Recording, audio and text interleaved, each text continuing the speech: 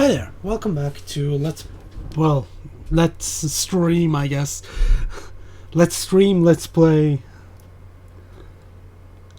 Lost Odyssey. We're on the brig for the white boa, and currently I can't seem to go into the dream sections. Gotta unlock that first again. Don't worry. Thanks for letting me out, though. That's way too nice. Let's see what else we can find.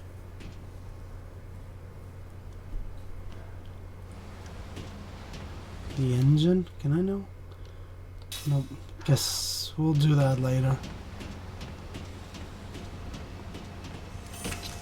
Oh, wow. What was that? Is that a magic engine, like a floating eyeball? A security system?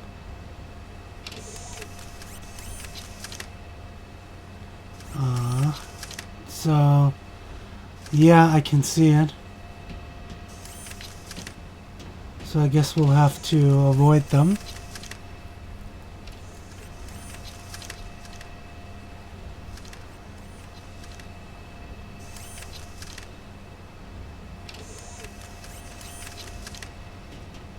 Okay, let's go then. Wow.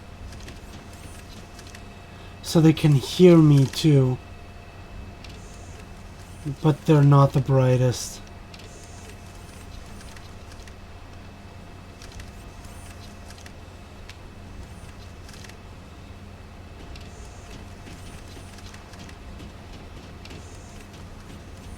Oh, what's there?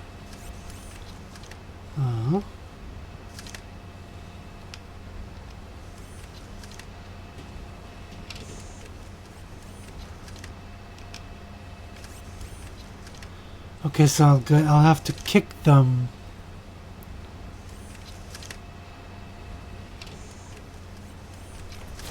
We'll kick this. And while he's there, we run by. What's this? Oh. That opens a door with a treasure chest. Neat. What's in here? Paralyze. Neat. That's a spell that I currently can't do.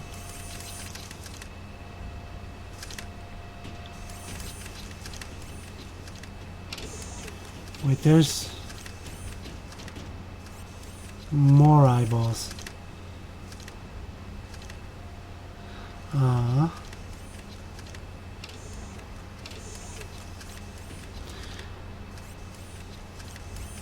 Okay, yeah, that actually works. So we wait until it's inside, then use this here. And now it's locked in. Thank you. What's this for? To open this one. Oh, okay.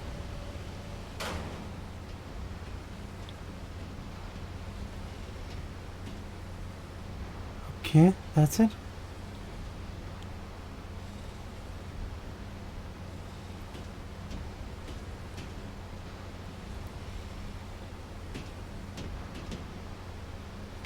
Let's go this way first.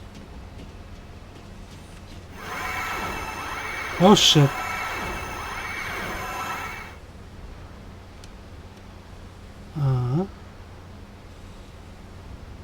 It's an alarm.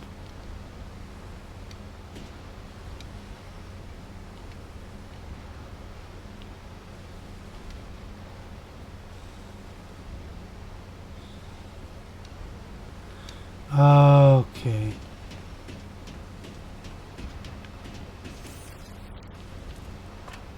In order to go over these, we need to actually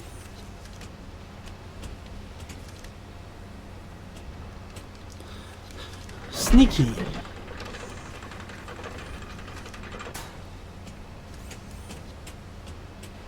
Is that?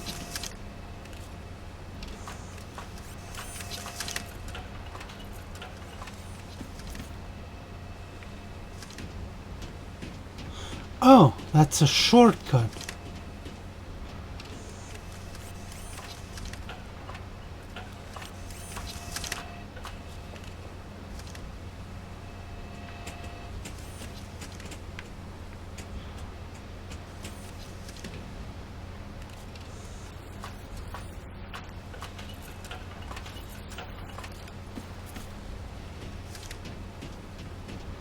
What's in here?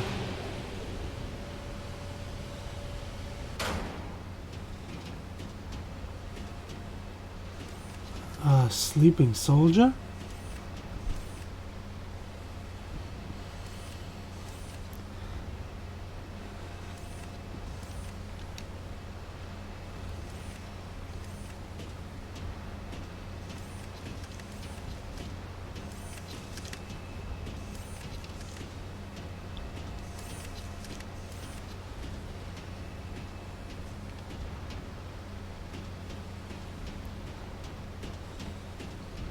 This here.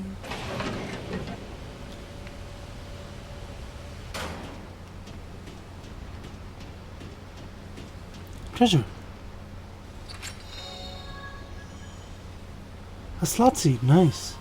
I think I have 3 of these now.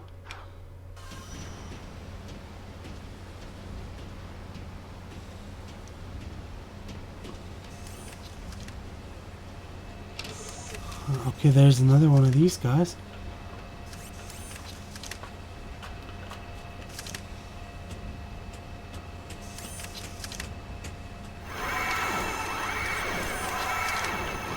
Oh shit.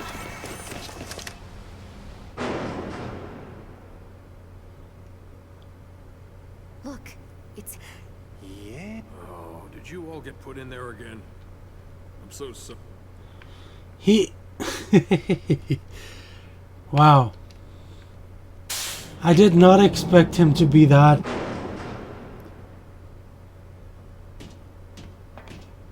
stupid, I guess. That's the right word for it. I am so sorry you have to keep doing this. There you go.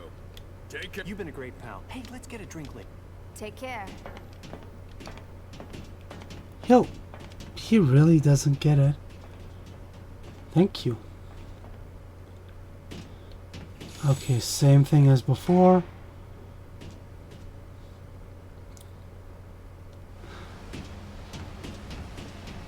I can take the shortcut.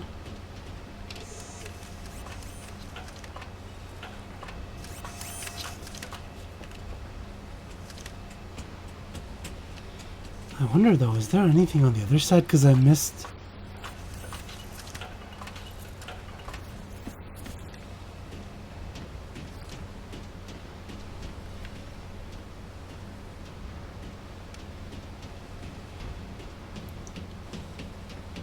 Is there anything around here?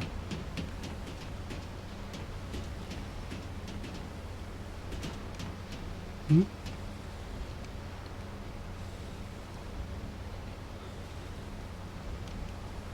Oh, no way here. Okay, that makes sense.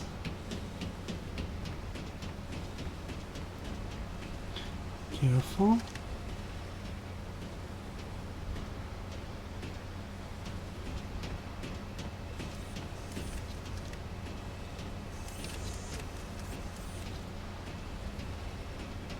And yeah, the store is enclosed. Guess I'll open that up later. And for obvious reasons I can't go down. Come on, let me climb up there.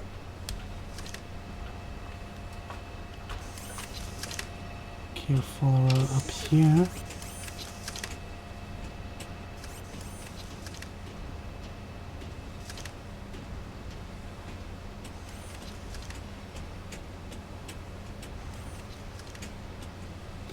Huh, they try to trick you.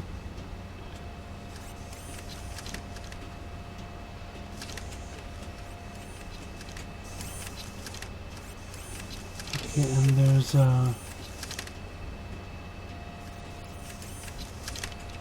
thing up here.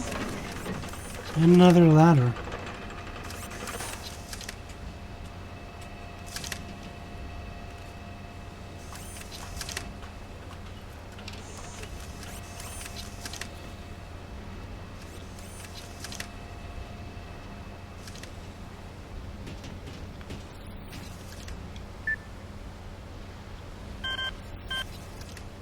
Okay.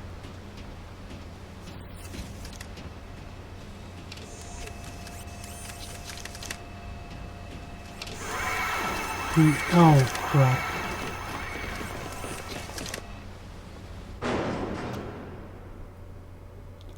Oh, did you all get put in there again? And again.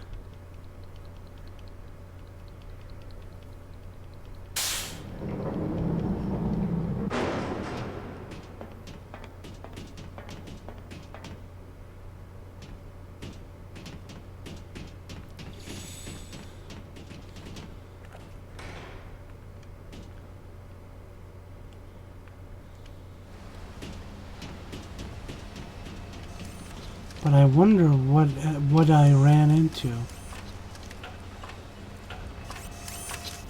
Probably another shortcut.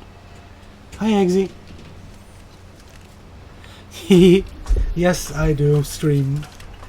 I do stream every day at this point. Today I have a bit of dropped frames issue I've seen, but I guess we'll handle that. Do I want to go up there again? Because of that ladder I missed? Because there it is. It's probably here.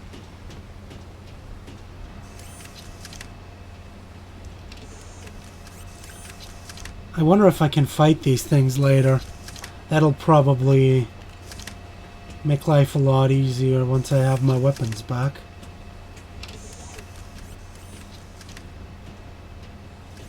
Do, do, do, do, do. Do, do, do, do, do, do, do, do, do, do, do, do. I wonder what's down there. Because I really can't see. There's gotta be something interesting there.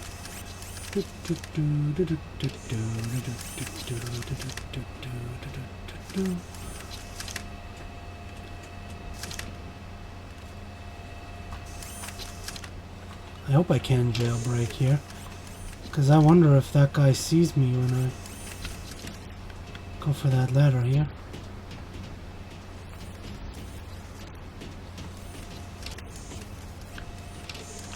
Apparently his oh, he did see me. God damn it.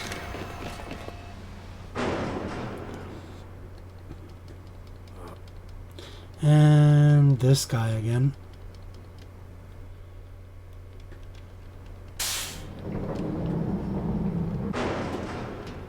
Shouldn't this guy at this point think that I'm trying to fuck with him? Like, I'm getting caught all the time and he just releases me over and over again. I mean, I deleted his memory and told him that they threw me in jail by accident. But he can't be that stupid.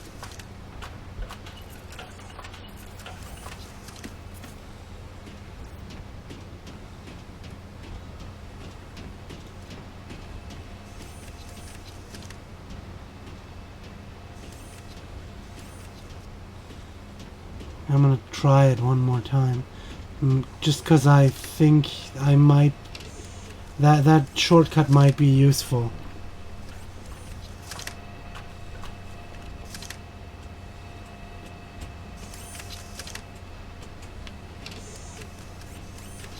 La la la la la la.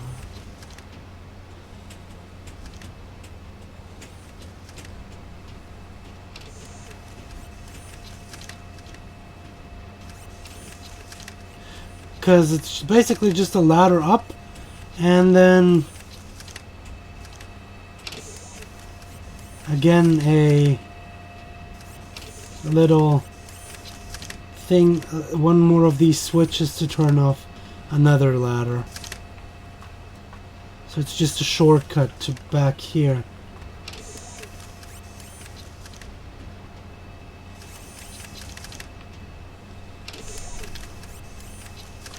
Oh, as soon as I'm on the ladder, he ignores me. Yeah. Right. But yeah, I got my shortcut. That was worth it, right?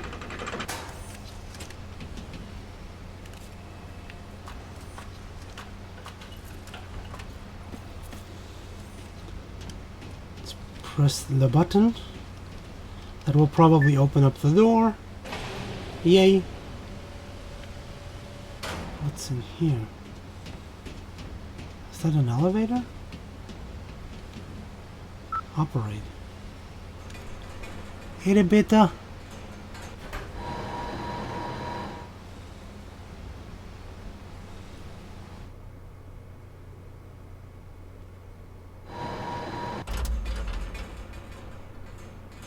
Guest area.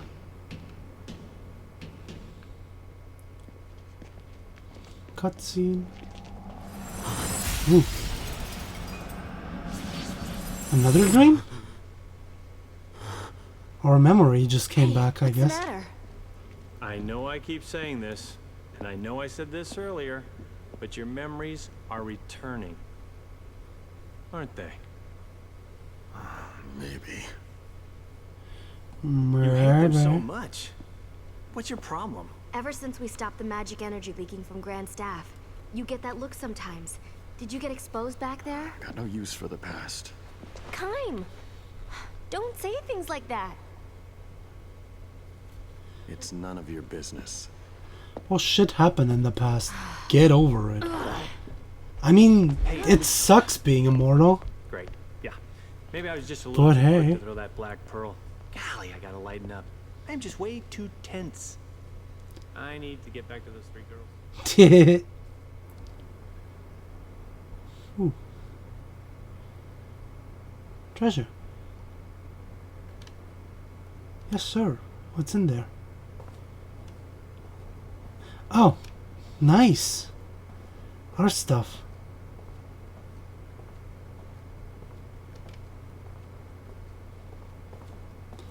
And he leaves them. Get my shit. Oh yeah, that's my shit. That's my shit. Weapons recovered.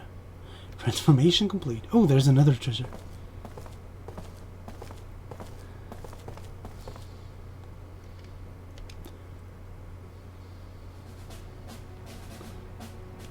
Oh crap.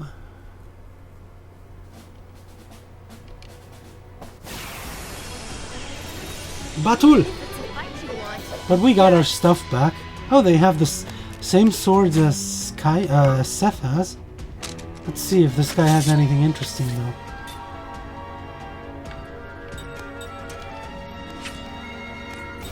I wonder though.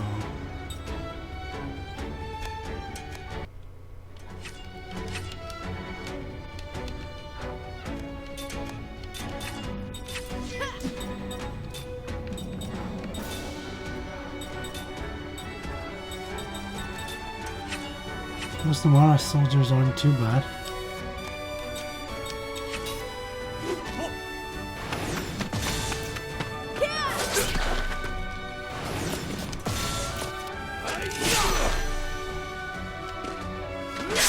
Yep, okay.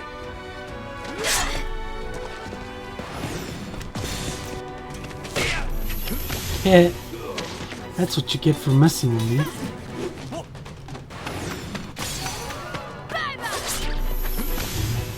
Neat.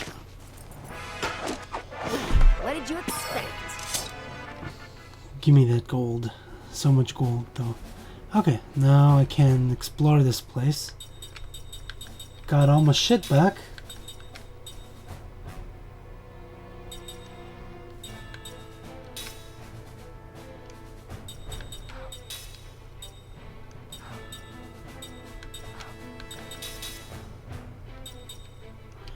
I'm done with paralysis. Ooh, blind. Crisis. Where's my... There's the circlet. Relax. You get MP when defending, which is pretty neat. Ooh, I want that.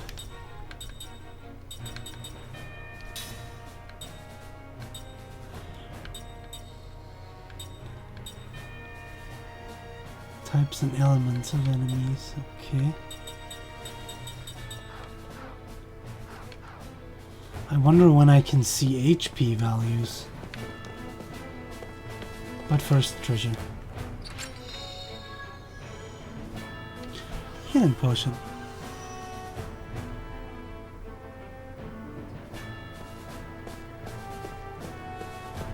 What's in there? Can't go in there.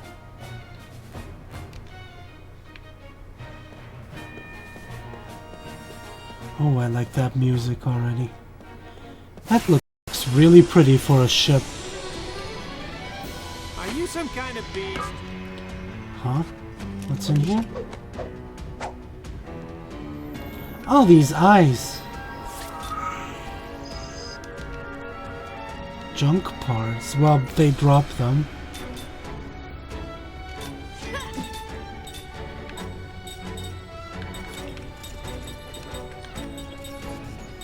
And yeah, paralyze is a spell, so let's go with.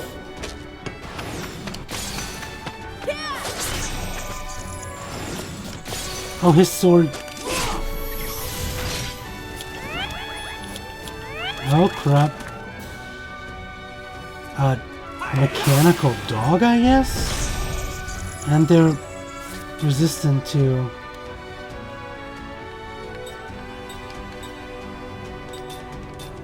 magic.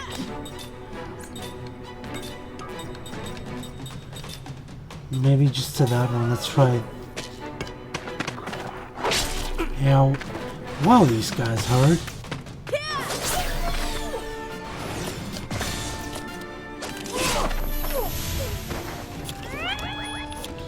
Are you going to constantly summon new things?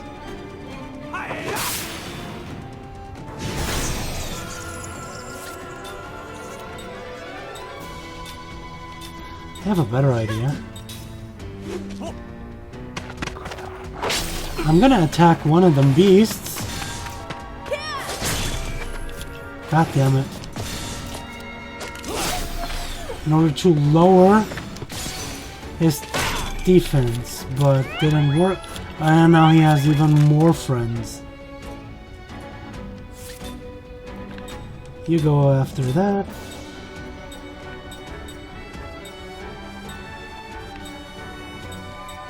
You go after that.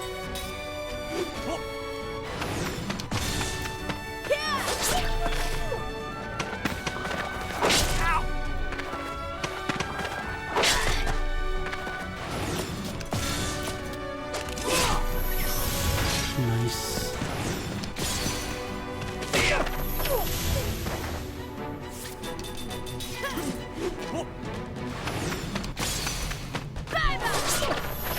Bye bye. That was a close one. Oh, got some junk parts and level ups. Treasure analysis, nice. Can now learn something else.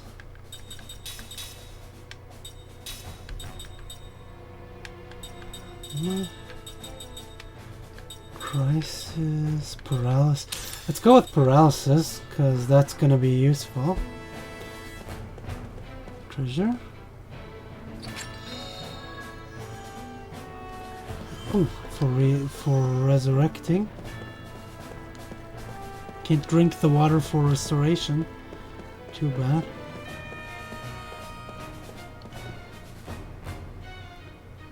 Can't get in there as well. Maybe this one's unlocked. This looks big and important. Shh. What's that? You hear that? What? Jensen! That's a harp. Yeah. Queen must be in there, right? I mean, no dude plays a harp. Yeah. Queen? Wait, the queen is in here? It'll lead to trouble. Hey, I've got a sixth sense about these things. The queen's got to be hot. Heh. Pay my respects. I mean, I'd have to turn in my man card. Tuh. Time to work my magic. Wow. Idiot. For real? What are you trying to pull, Jensen? Open up! It's no use. Been when she...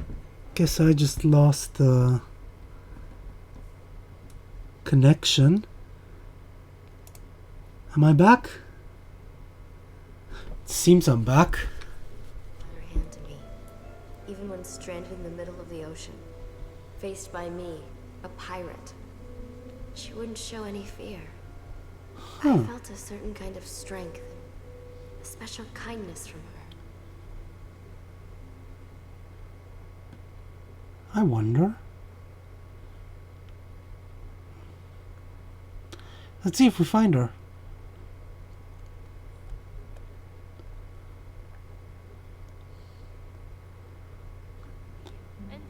The Queen could have arrested me for piracy, but instead she invited me to her palace. We talked about a lot of things. It was a huge surprise to find someone in such a high station who was so open-minded. That's she neat. wasn't just open-minded. Also, Even though we she's... just met, it felt like Wow, we'd that known each other dress. for years. Our talk seemed full of nostalgia. Hey, Kami. Okay. I Neat. laughed for the first time in a long time. I don't know if she felt the same way, but at any rate, she seemed fascinated by everything I said. Treasure hunting in the Great Eastern Ruins, beating the crap out of pirates who stepped out of line. I covered it all.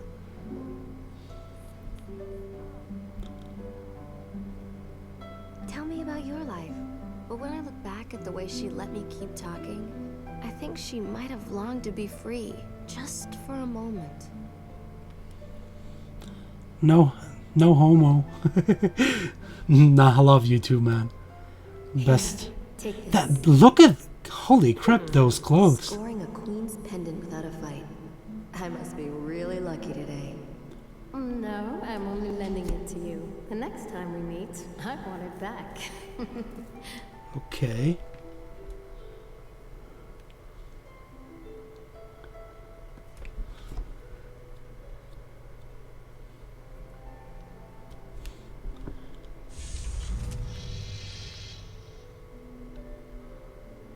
Oh boy. Can't pass up a chance like this. Sorry, gang. A chance like this. Are you trying to get with the queen?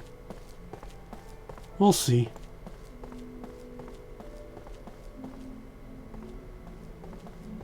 There she is playing the harp.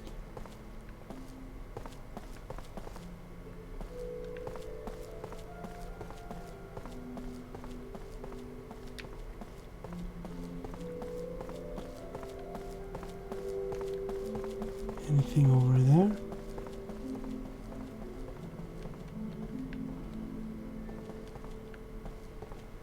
Huh. That's a weird looking room. Hey, Queenie. I just... What? I teleported back.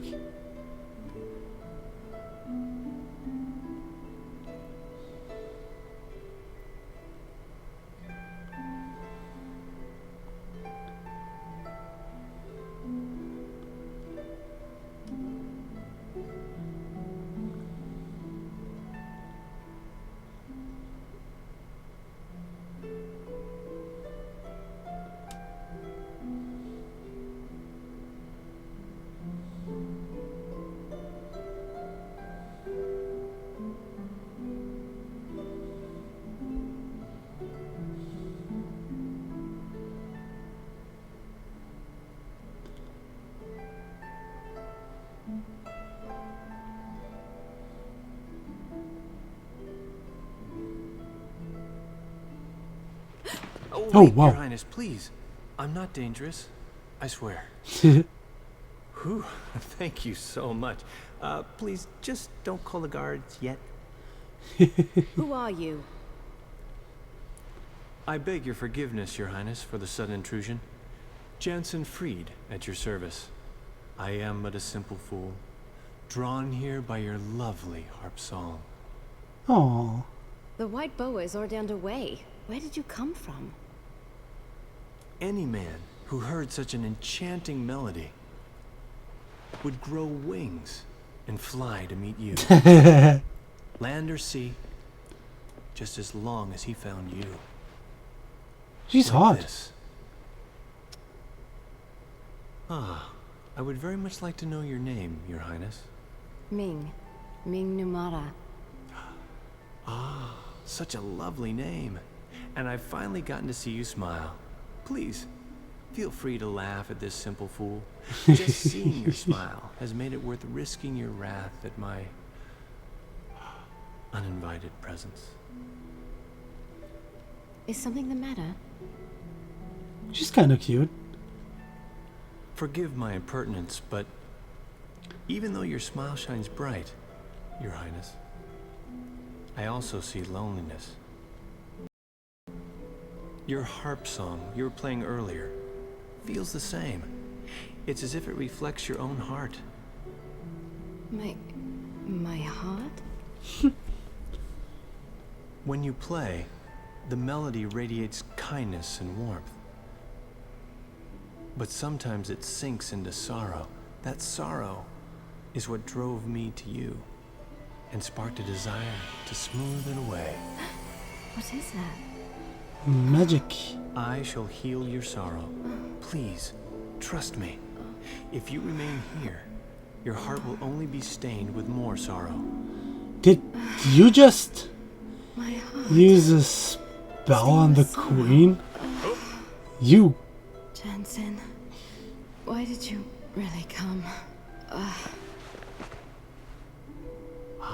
What a woman! Are you trying to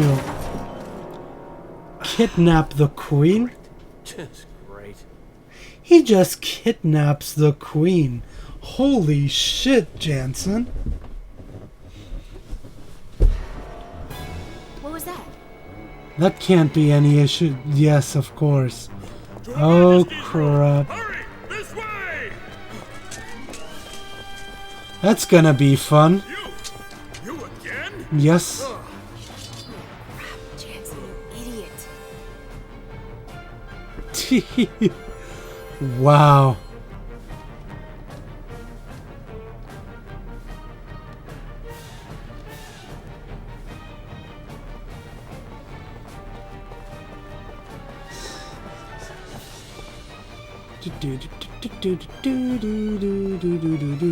I love this music. What are you doing here? Planning to kidnap the queen? Yes. Hello, General? Man, I see you're at least smart enough not to resist. Take them away. yes. You men, follow me to Her Majesty's room. Oh shit. Your Highness, it's General Kakanis. I heard a loud noise just now. Are you all right? Your Highness, please open the door! Ah! Your Highness! It's no good, sir. It won't open. He locked it up. Open the door to Her Majesty's room, immediately. This is an emergency. Oh fuck. That's strange. It doesn't open. Idiots! You open the emergency hatch! Ah! Oh, the other side. Now I can get away with her.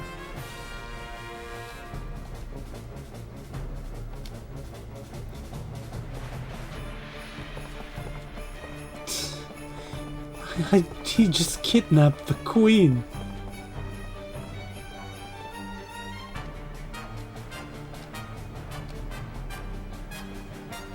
That does make sense, yeah.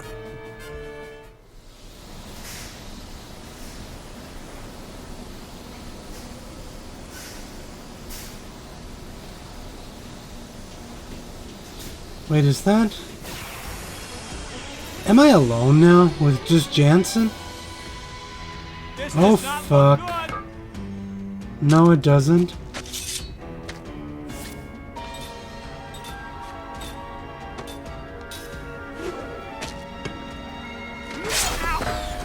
Wow, these guys hurt. Oh, that was easy.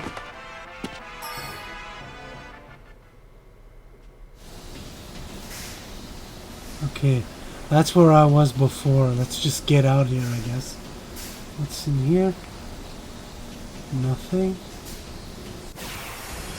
Oh crap. cold real quick. Just one soldier. You won't survive a fire spell.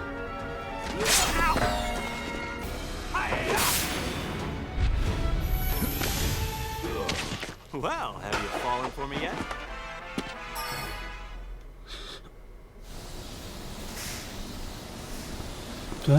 I'm gonna heal him.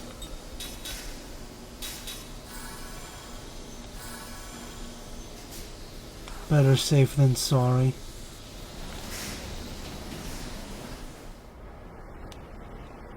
I still got that hot queen.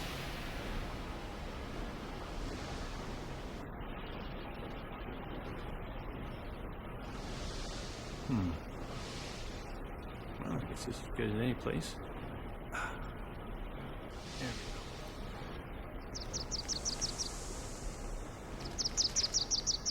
Hey there, little guy. Burp. You lost? You're not Hi there, chasing me little bird. too, are ya?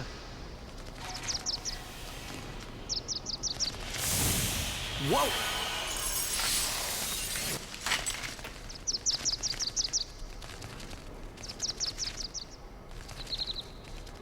Oh, there's an exit. Whew. Close one. You're quite kind, aren't you? Oh, she's you're awake. awake, Your Highness. What?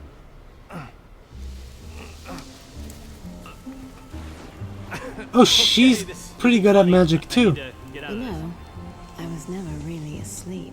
Oh, she wasn't? I couldn't judge your true intentions, so I tested you. I sincerely apologize. Well, then do something about this, okay? Would ya? Not just now. I am the queen, and I cannot just simply run away with you. But that Kakanis bastard is taking advantage of you. You can't be comfortable surrounded by these lunkheads, can ya? Even so, I will not forsake my duties. Your feet will be fine. Just remain here for a little while. Nothing higher will turn to stone. Gee, thanks for considering my, higher parts. You finally sound more like yourself. Huh? Such insincerity reflects poorly on your true self. Whew. All that formal speech stuff is making my shoulders stiff anyway. But I'm fired up now, my queen.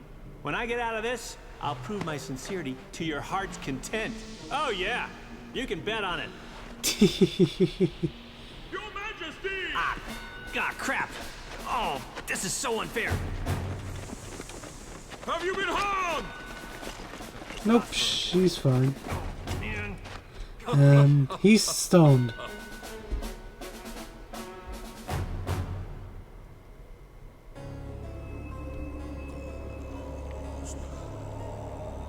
Huh, what are you up to?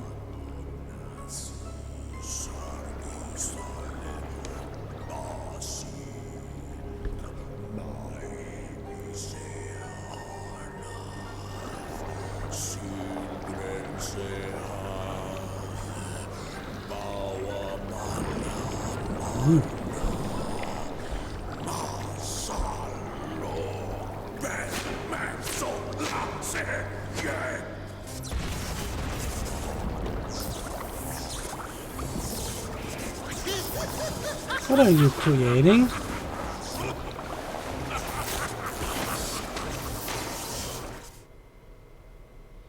Do I want to know what he's creating? The free ocean state of Namara. Ooh, pretty. I like this. This design. This looks very well designed. I love it. So pretty.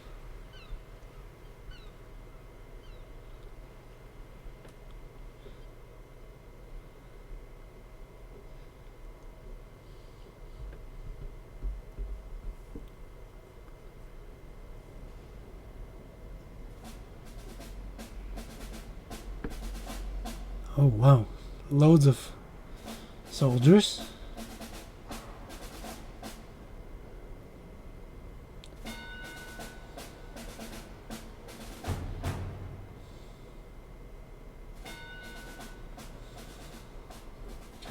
And that's the hot queen.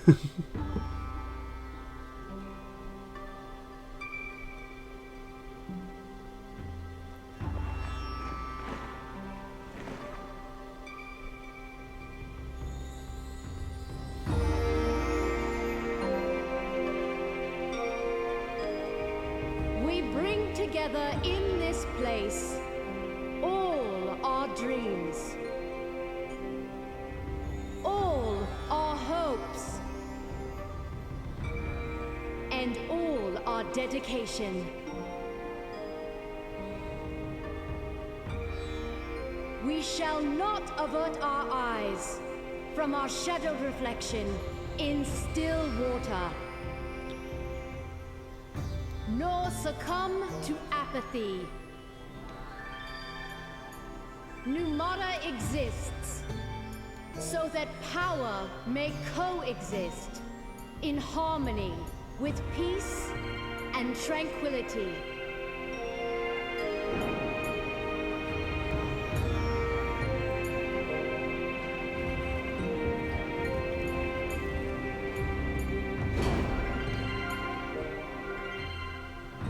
To show how our power can sow peace, I now release these visitors to our fair city. Oh, that's nice. Thank you. They have been prisoners. I now declare them free. Well, it's about time. You? Ah, yeah. Yeah. Thanks, Queen. I like her even more You now. are free to go. Ming! Me?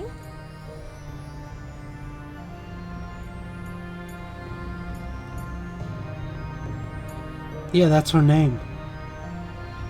Queen Ming, I guess, would be more appropriate, or Your Highness.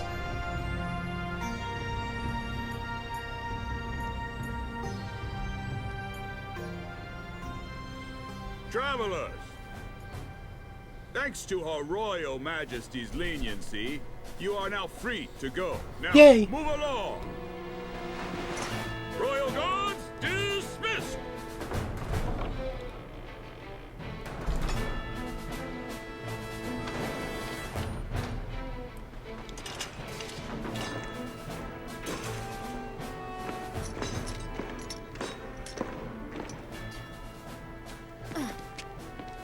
All that trouble to release us, and now they simply turn their backs. Well, I say it's great. I mean, we're free, aren't we?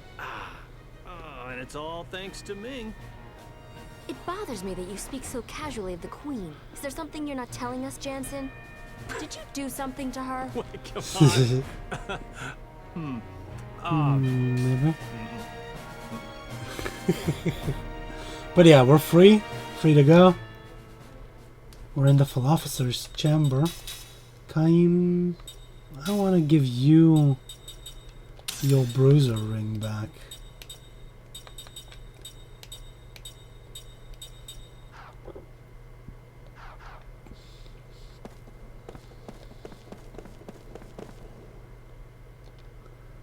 Okay, guess so. I wanted to see if there's anything interesting around here, but I guess bothering the Queen will probably not be in our best interest, so I guess we'll just leave.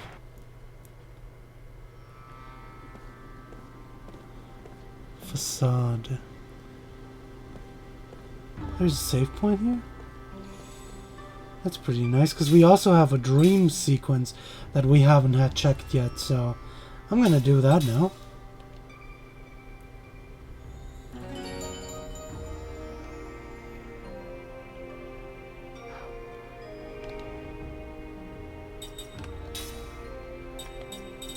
They live in shells. Can't I watch them now?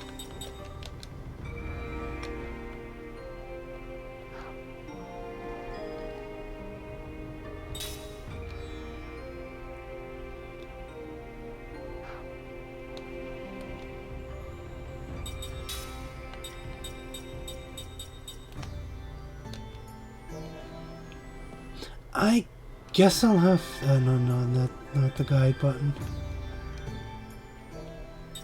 System... Quick game... We just saved, so I guess I'll have to use the dream thingy on the title screen in order to watch the dream I skipped out on yesterday.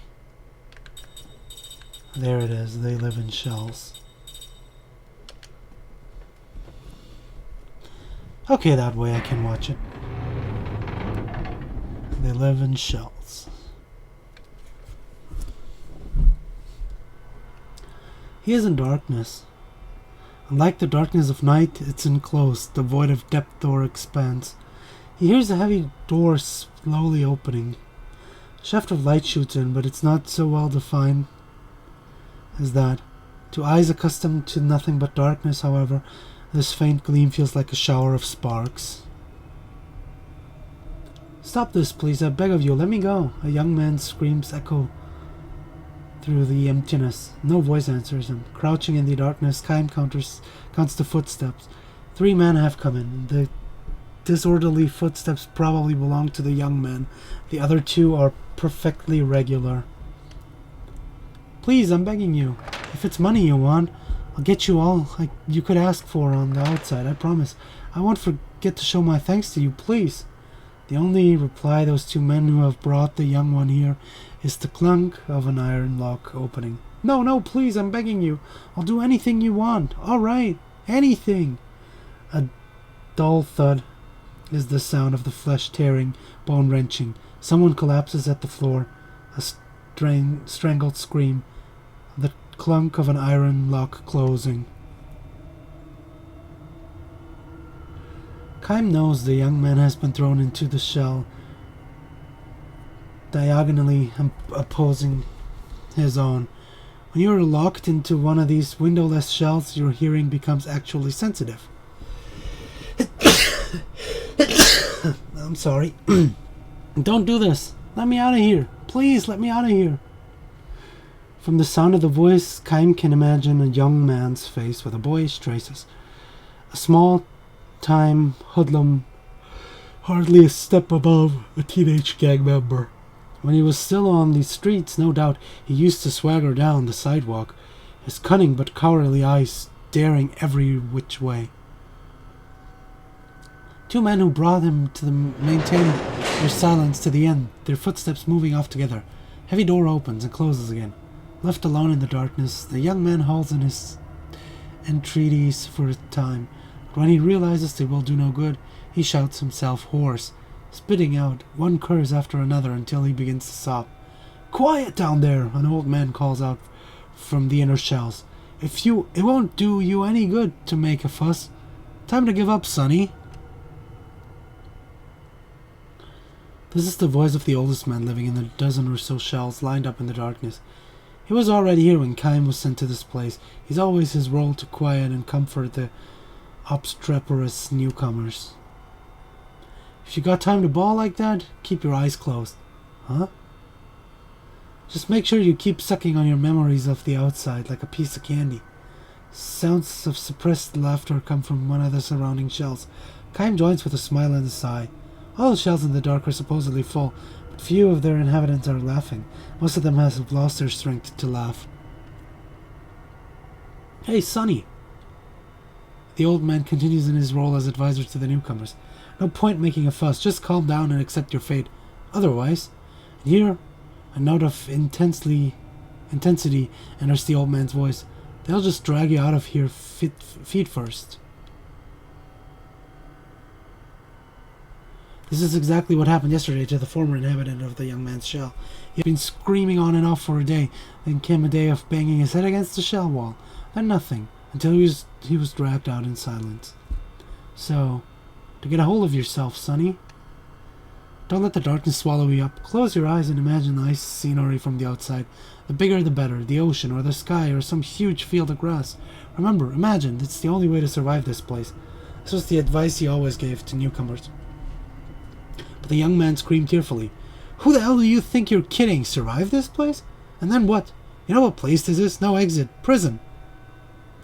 They throw the lifers in here, give them just enough food to keep them alive, and in the end, they kick the bucket anyway, am I right? There's nothing left to hope for." His shouts turn to sobs again. This is the reaction of the most of the newcomers. Nor are they mistaken. This is a prison. Each of the shells is a solitary cell with bars, and the sun shines on a prisoner only at the day of his funeral. Everybody dies, sonny, that's for sure. You just can't let your mind go before Your body does. Hope doesn't have to fade unless you throw it out yourself, the old man goes on softly. Then he adds with feeling, this system we live under can't last much longer either. The old man's a political prisoner. As leader of the anti-government faction, he long resisted the dictatorship until he finally lost the struggle and was imprisoned. The young man has no ears for the old man's words, however. He continues thrashing on the floor and crying. This fellow won't be in his shell much longer than his predecessor. In a few days or less, in a month, he will go to pieces. Darkness is that powerful. Depriving a prisoner of light is far crueler than taking his life at an instant. My, the old man reflects. This fellow is not going to do us much good in a prison break. The old revolutionary laughs. It might be a genuine laugh or a bold front, but in any case, almost no one laughs in response. Tomorrow morning, or rather, since there is no clear cut of morning in the darkness, after they go to sleep, wake up, and have their next meal, another cold corpse will be dragged out wordlessly from another shell.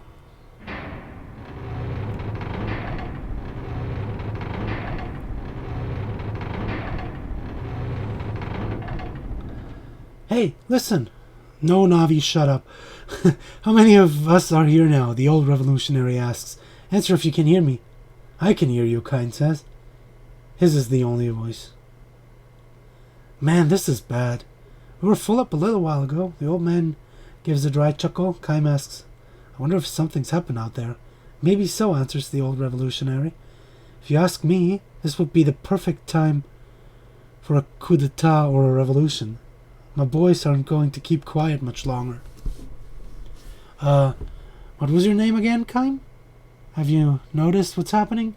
There used to be a lot more guys getting thrown in here until a little while ago, and most of them real nobodies, not worth sentencing to life. Uh-huh, sure. The young man was one of them, nothing but a small-time crook. It has just happened that the storehouse he broke to belonged to a rich man with ties to a powerful politician.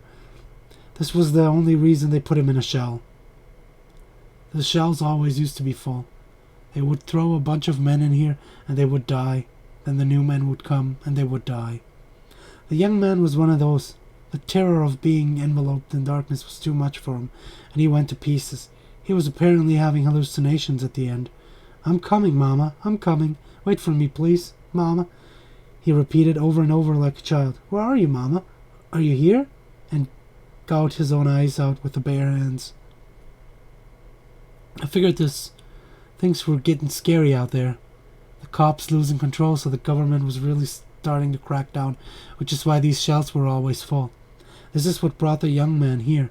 Blood streaming from his eye sockets, he died, murdering in snatches. What did I do? Everybody knows damn well there are plenty of men way worse than me. But now the place is empty. Do you know what that means, Kime? Sure. There's so much crime out there now that the government can't suppress it.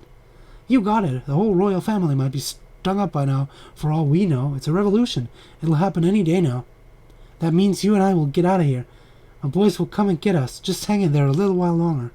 Kine nods in silence. The old revolutionary goes on. You're strong, Kime. Not many guys could stand as calm as you, thrown into a shell and enveloped in darkness like that. Not even Kime can explain it. Is it true that he was strangely calm when they put him in the shell? The darkness was something he seemed to recognize as a distant memory. In the distant past, he too may have tasted the anguish of the other shell inhabitants, so tortured by fear of being sealed in the darkness. Why are you so tough mentally, Kime? Does it mean you too are a revolutionary? No, not me. His crime is hardly worth talking about.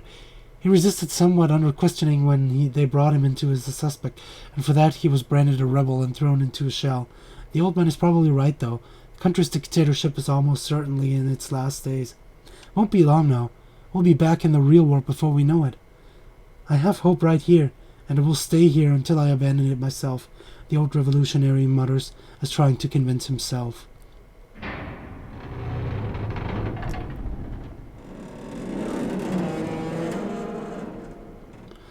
The prison falls soon afterward. Armed young men come in charging to the darkness and open the shell's barred doors. Embraced by his boys, The old revolutionary goes out. White, Kane cries, trying to hold him back. But he's too late. Anxious to see the new world following with the destruction of the old system, the old revolutionary steps outside and opens his eyes. It's evening. Though the sun is nearly down, the light's still strong enough to burn eyes accustomed to total darkness. The old revolutionary presses his hands to his eyes and, with a groan, crumples to his knees. Chaim has saved himself by shielding his eyes with an arm. Not even he knows what caused him to do this. Could distant memories have taught him the truly frightening thing about punishment by darkness is what happens after release from prison? When could I have been in prison, and where? More importantly, how long have I been on this endless journey? With bleeding eyes, surrounded on the ground by his boys, the old revolutionary searched for Chaim. I came all this way, Chaim, only to make one terrible mistake at the bitter end. My eyes are probably useless now. This is precisely why he asks Chaim for one last favor. Tell me, Chaim, what is the outside world like? Has the revolution succeeded? Are the people happy? Are they smiling joyfully? Chaim opens his eyes slowly and just barely beneath the shade of his hand. As far as he can see, the ground is covered in bodies. The corpses of royal troops and revolutionary troops are heaped onto another, and countless civilians are dead. A mother lies dead with her small child in her arms, the bloody corpse of the child's father next to them, arms outstretched in vain attempt to shield them. Tell me what you see, Chaim. Chaim fights back aside and says, he must work from now on to build a happy society. The old revolutionary senses the truth. I won't abandon hope, Chaim, no matter what. As if to say, I know that. Chaim nods and begins to walk away. Where are you going? I don't know. Someplace? Why don't they stay here and build a new world with us? You of all people can do that, I know. Thank you, sir. But I'll be moving just the same. The old revolutionary does not try anymore to hold Chaim back. Instead, as a parting gift, he repeats for Chaim the words he spoke so often in his shell. There will always be hope wherever you are. Until you yourself abandon it. Never forget that. Chaim walks on. His eyes chance light on his body of the boy lying at his feet. The boy breathed his last with his eyes open in fear. Chaim kneels and gently closes the boy's eyelids. He knows deep down in a memory too far away for even him to reach, that while darkness can be a great source of terror, it can also bring deep and lasting peace. I love these. I love these little dream thingies. And now that we finished that one too, I hope I'm not gonna skip any more, just in order to save a bit of time, because ending stream and shit like that, just gonna have to sit through that. Does that count as... Doesn't. That's kind of annoying.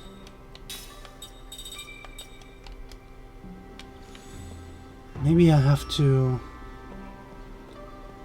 I don't know, go to an inn? Anyway, let's see. There's gotta be some stuff around here.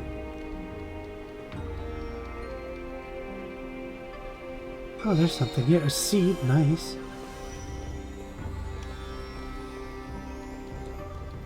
Hey there.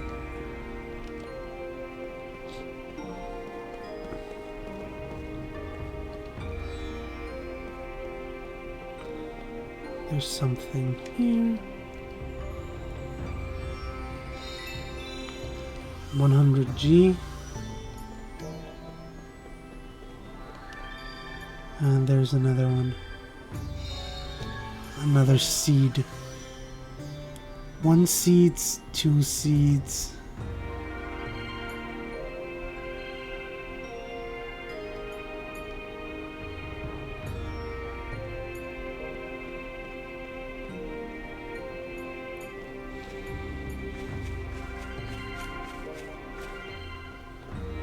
Can I get up here? Nope.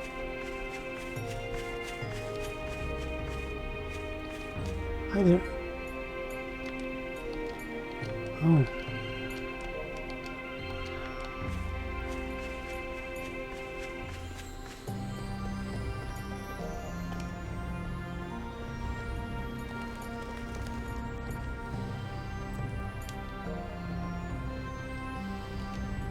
Queen Ming's been ruling for 1,000 years?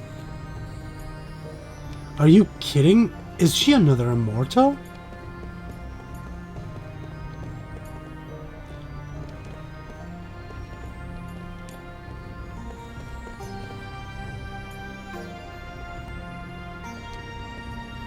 Eternal beauty from the heart.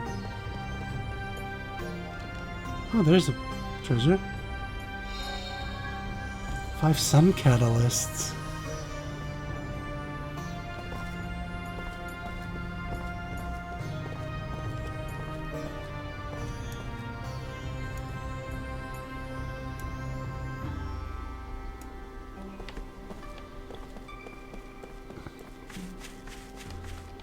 Yeah, I should talk to her, it says. Is Moo. Okay, yeah. In order to find something else, I'm gonna have to talked to her. The white square. So is this hot chick here another You immortal? handled your role well. So, my performance was acceptable? Yes, Your Highness. We should now be able to achieve our objective. Let them loose and follow them to the truth. And what will we gain from this exercise? When we have proof they work for the enemy, we'll lock them up again. They'll give us excellent leverage in negotiations with Ura. So they're our enemies? We stand to gain information about Grandstaff. Grandstaff? Ura has built a gigantic magic engine called Grandstaff. And we suspect they're plotting something. Oh no. Right now, Ura poses a terrible threat to the entire world. A threat? Our intel has confirmed that the tragedy at Wool Highlands is connected in some way to Grandstaff. If we continue to allow Ura to run rampant, that tragedy could be repeated again at any time. The authorities in our military have voted unanimously to seize Ura as a preventative measure. You plan to start a war? The White Boa is already being converted into a battle flagship, and we've begun assembling troops and arms. Oh, This action is for the crap. sake of the entire world. I thought she's I about won't allow peace. While your majesty may have other ideas, the people will surely approve these safety measures. In this present magic industrial revolution, your majesty's isolationist policy is pushing the nation to its limit. National isolation promotes peace. This new regime must be created for the sake of world peace. We shall spread your majesty's teachings, using our nation's military might. You think military force can avert violence? Would you rather see a meteor fall on Numara? Definitely not. But you know, fighting for peace is kind of like fucking for virginity. No, the Grandstaff should not be in the hands of those simple-minded fools in Ura. We Numarans should control it. Then we can use it to maintain peace all over the world. Could you Numara stop? would become the most powerful, peace-loving country in the world. War is inevitable, Your Majesty. She's... Are you coming right now? Nope. KO. Figureheads. They should just keep quiet, play their role, and smile. She's the queen, though. Someone get in here, now!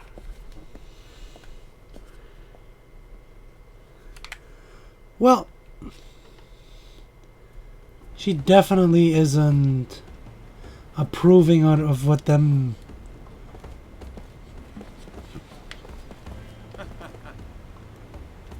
Okay, there.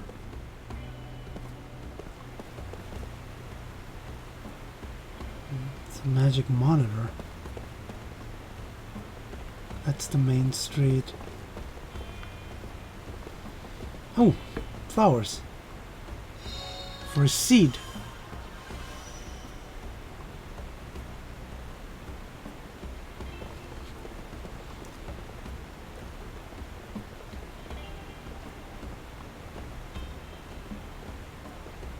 What do we have here?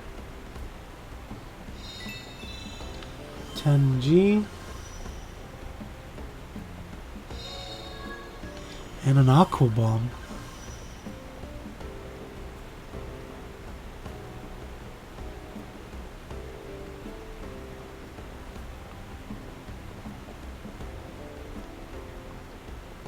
Hi there.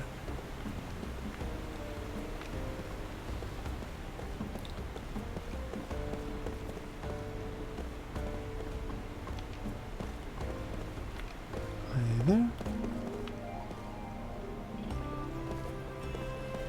I like the music, it's very calm.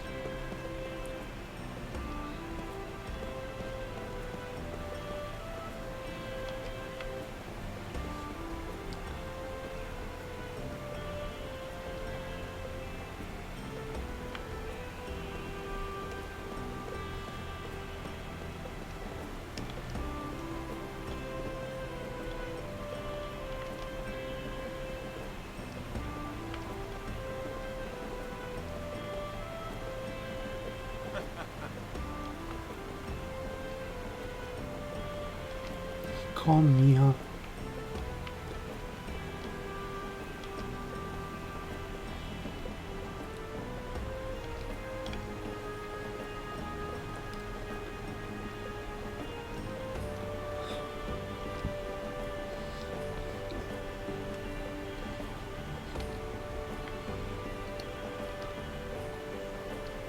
Sparkling thing.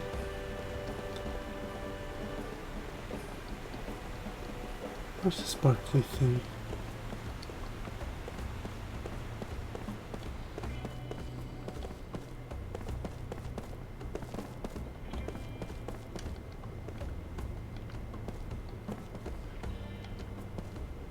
Coco, Toto. Hi there. Oh. Not really.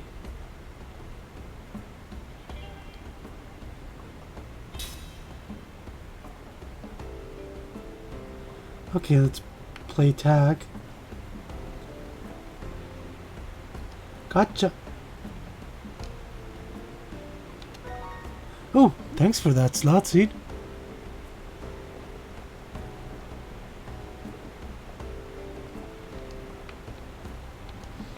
Bye-bye. And I did that in order to get out to this, even though the slot seat's pretty cool too. Is this the end? I'm supposed to go into the end for more treasure. That's the end.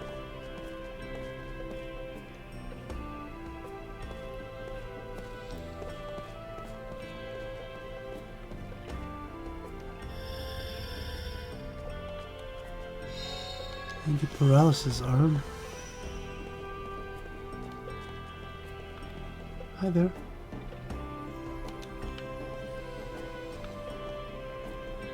All these glowy plants are another seed.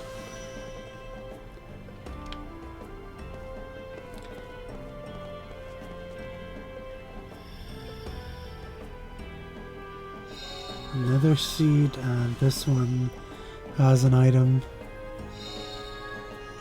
An angel's plume. Hi there.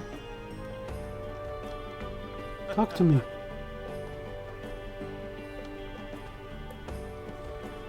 Are you both the innkeepers? Nope. I'm not gonna post that. Everything's free except for staying here. Which makes sense.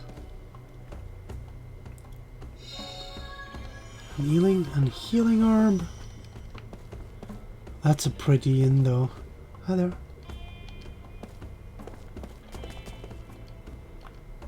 Mom's probably fixing her makeup again. Some whetstones. Let's see what's in the...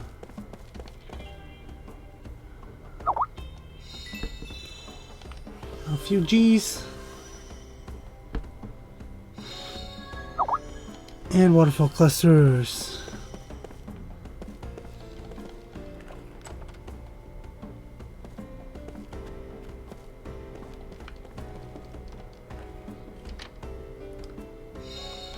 A ground bomb. Nice.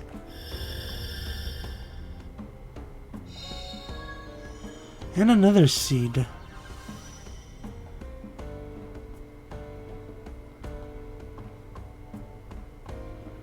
Key seed and the ground bomb.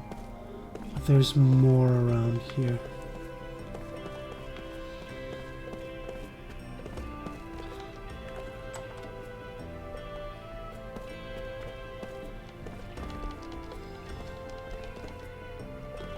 Come on, give me my treasures. Give me my treasures. Mint powder. That's something new, I think. Ah, recovers from sleep. Also, let's put in 1 slot seed on each.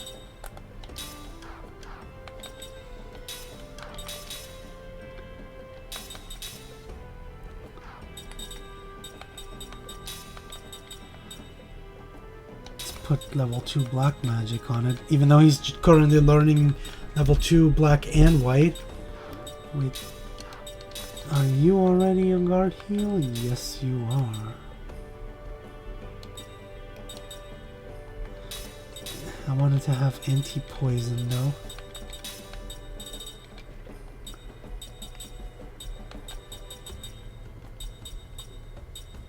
I think guard heal will be useful.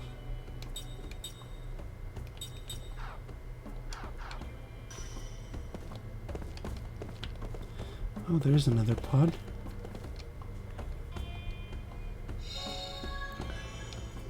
A mana capsule?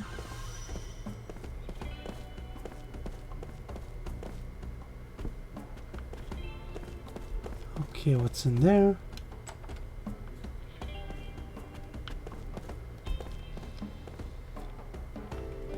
Open it.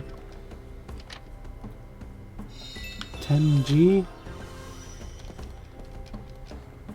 And another mint powder. Nice. Nothing else here though. And then the final one.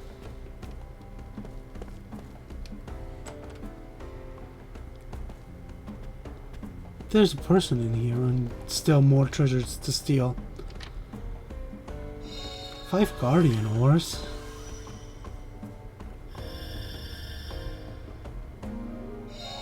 Sticky tapes. Hi there.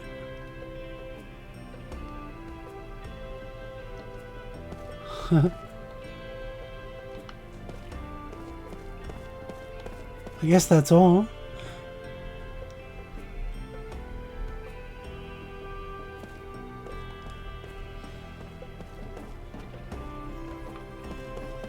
I wonder if the queen is actually a character now.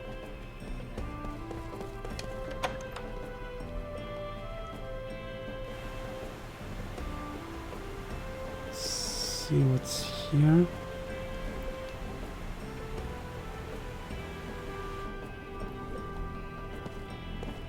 Main Street. Hi there.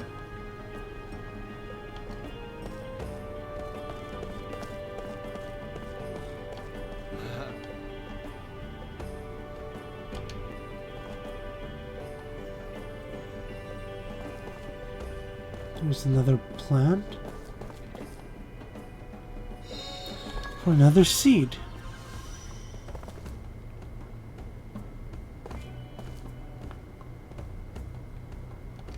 Let's play with her again. Sure. Hide and seek. It's a key.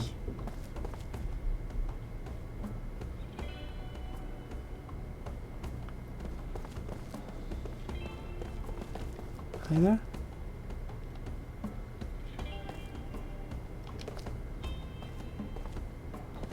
There's a treasure chest over there, but I can't get it there.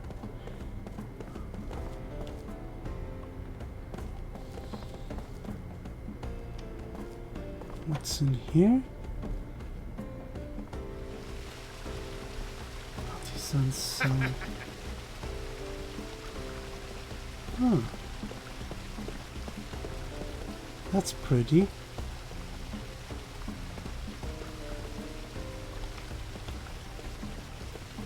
Doesn't look like there's anything in here though.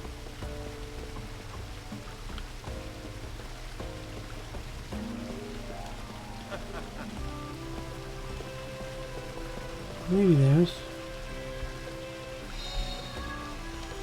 healing herb. I mean, guess better than a sharp stick in the eye.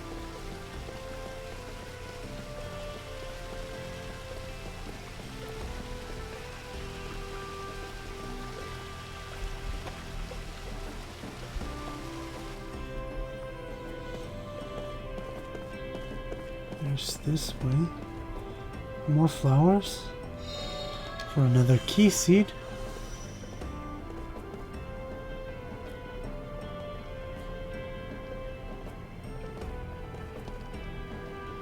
Oh, hi there.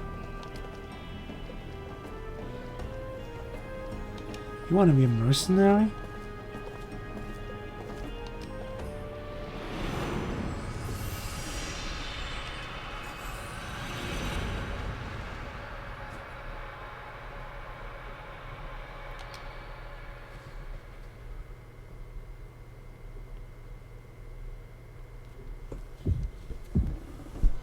The ramparts will fall into the enemy. It's just a matter of time.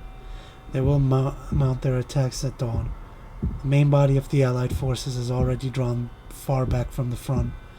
Only the mercenaries are left behind the barricades. Their orders, defended to the death. These men who have gone from battlefield to battlefield know exactly what that means. The talkative mercenary. They've just left us here to die, chuckles. One called Toma in his darkest, too thick for a person to make out his own hand. They want us to buy time so the main force can pull farther back. We're supposed to be their shields, performing our final service for our employees. His dry, papery laugh shakes the darkness. Kime says nothing in reply. Only the mercenaries must be gathered here around them in their blackness, but all keep their thoughts to themselves. Mercenaries have nothing to say to each other on the battlefield. They might be on opposite sides in the next battle. At a time like this especially, when they have to defend the barricade against the enemy's withering attack, they can't spare the time to even look at each other's faces. Kime knows nothing about the fighter called Toma. His voice sounds young. He probably has very little experience as a mercenary.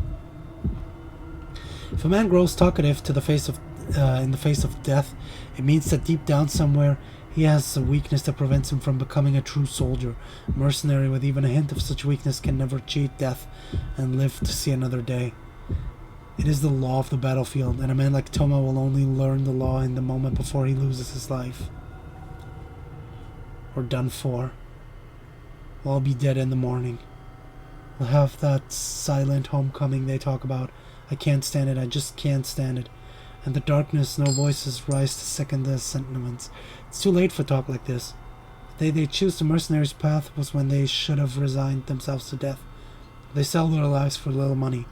They prolong their lives a day at a time, by taking the lives of the enemies after another. That's what a mercenary is, nothing more, nothing less. Hey! Can anybody hear me? How many of us are here? We're going to die together.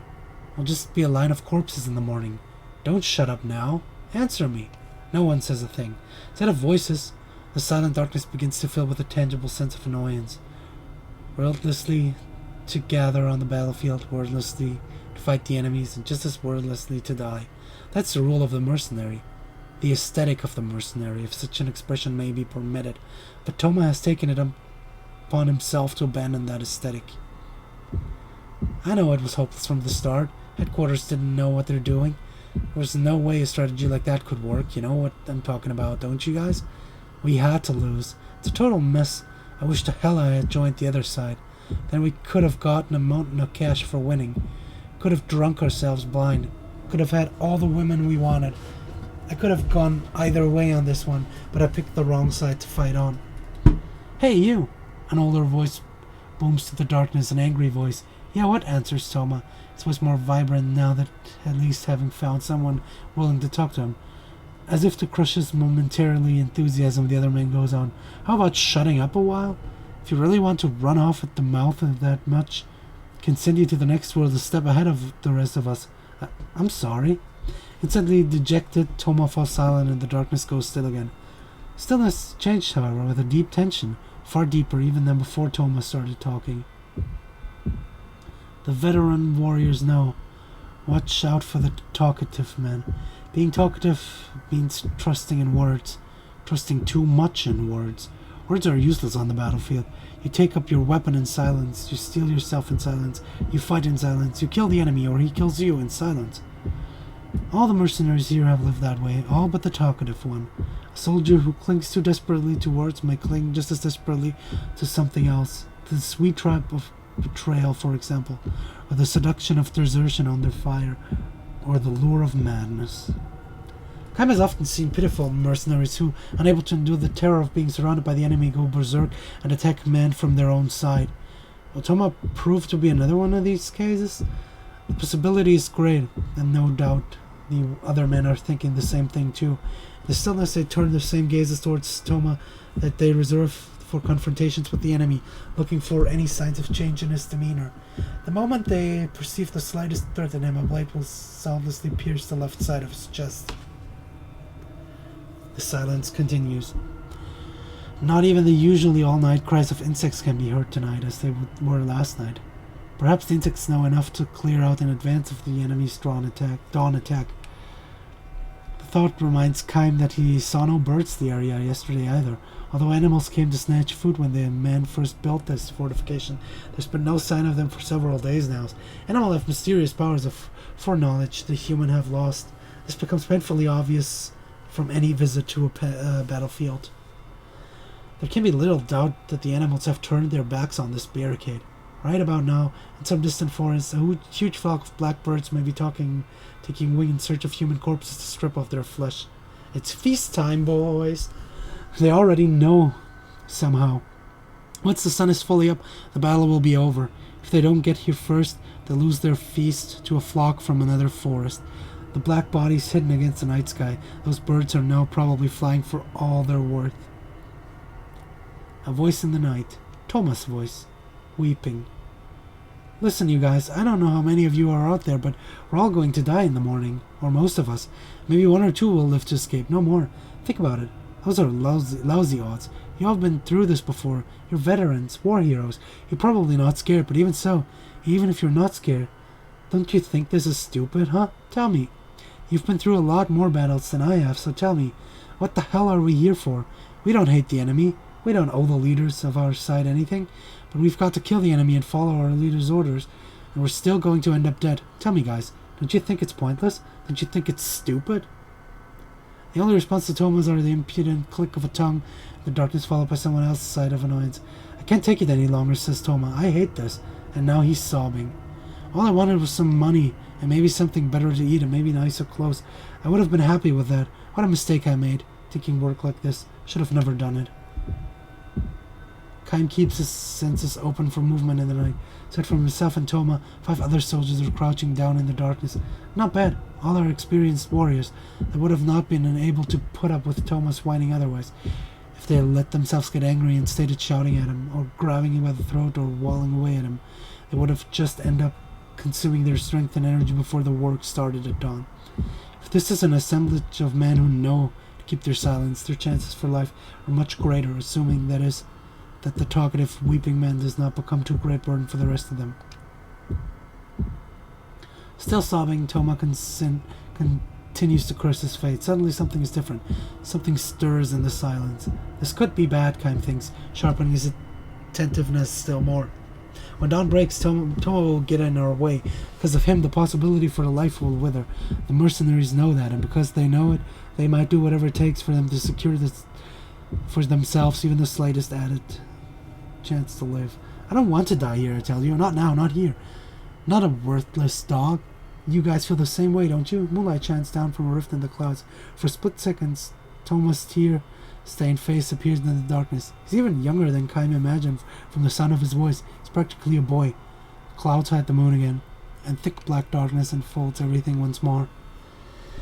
A dull light stirs in the depth of the darkness. Without a word, Karm darts went like towards it. He was able to gauge the distance between himself and Toma during the flash of moonlight.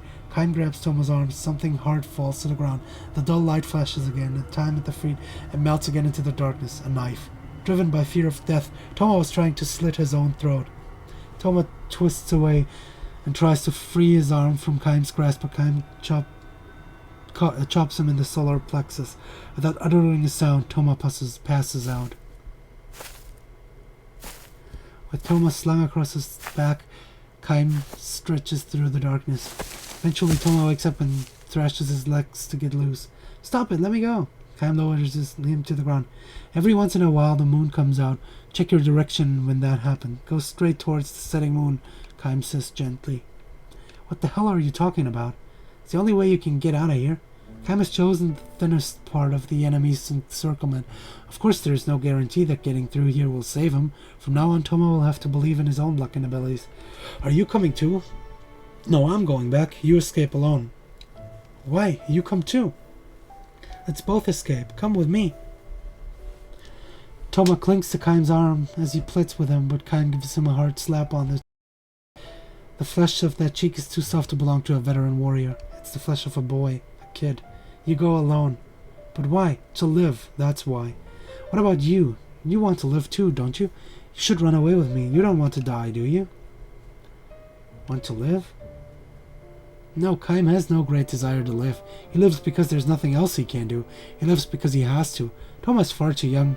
His own burden of life is far too fragile for him to know the pain of such a life. "We live to fight. That's what mercenaries do. But get the hell out of here. You're ruining it for the rest of us. You guys never win this battle, so why not run away? It's your job to fight." With that, Kaim turns his head and starts back the way they came. Toma stands there watching Kaim move away, and a moment later, he himself starts into the western forest to fight, or to flee.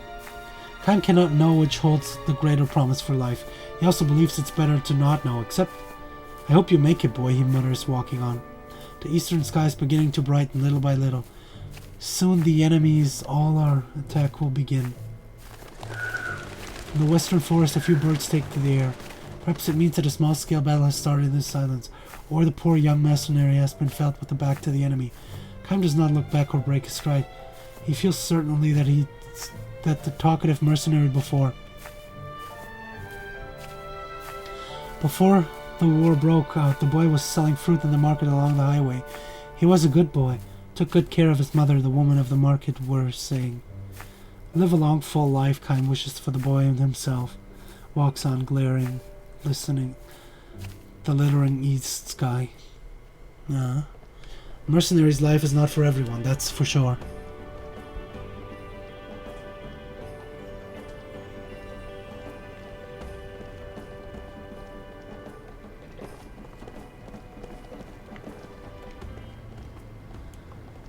Oh, there's a boutique. Let's check it out, actually.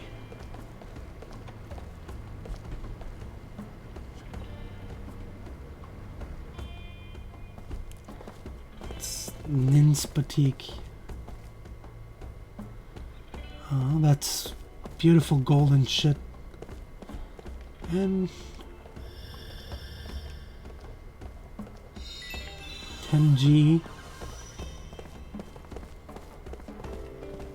For it being a boutique with a lot of valuable stuff, 10G is not too valuable, but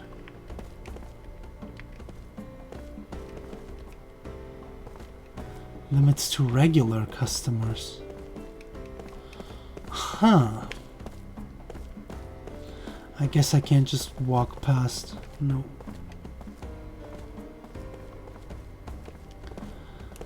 I'll be back. I'll figure out what to do here. Or, well, the guide will tell me eventually.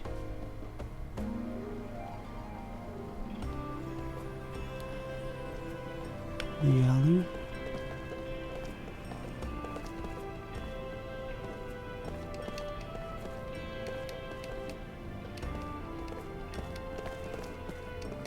It's this fruit here. For a seed. Thanks, Mr. Doggo. Oh, wait. Is that the dog for... I guess so. It is the dog. Oh, there's a... Wait, do I want to climb this?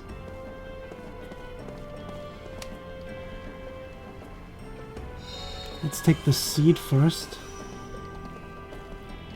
Then climb the ladder.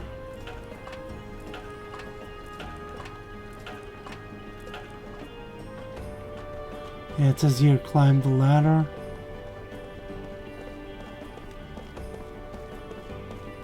I love this place. It looks so peaceful. Oh, this is how I make that chest. Oh, okay. That makes sense.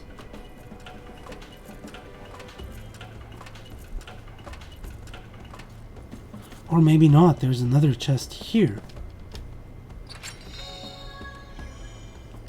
A slot seat. Nice. Yeah, I can't get over there. I guess I'll have to go over these boats. I guess I'll have to just go from one boat to the other and then up there. But I guess I'll have to figure out a way of making that girl disappear first. No, not killing her. Just find her boyfriend, I guess.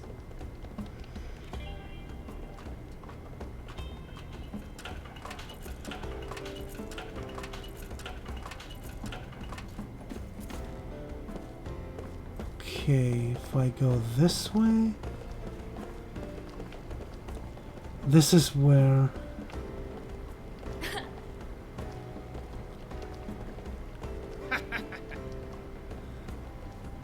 Okay.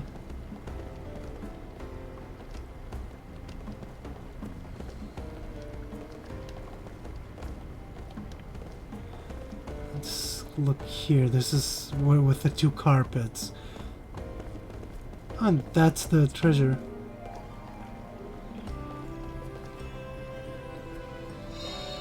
Another seed.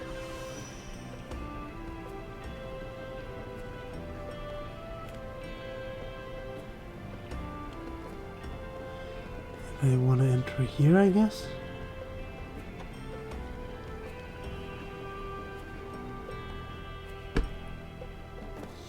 Oh, there's a shop here.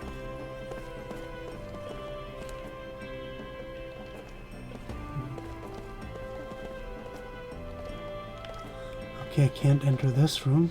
Okay. Let's see what you have to sell. I want some eye drops. Some Kello vitamins. From human to Kellolon. And from dizziness. I need those things for status effects. Also spells that I've already got. Healing herb. Okay, so these are only 3 healing medicines, while the ones I transformed were 4. Let's get a couple of those. Because these heal like 500 HP. That's actually pretty neat.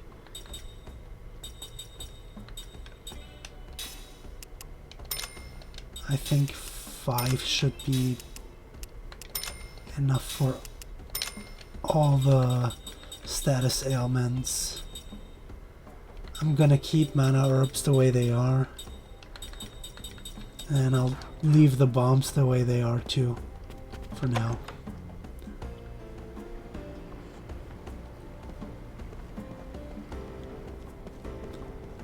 Oh, there's a door.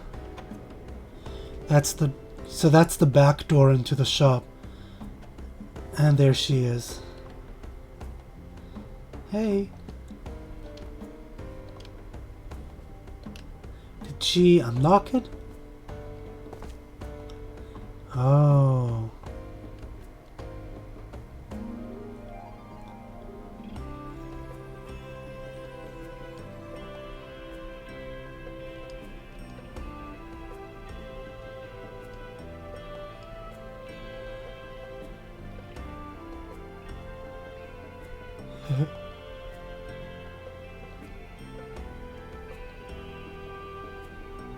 My dad has a ton of these. Ooh, mana earring. I think these ones are good.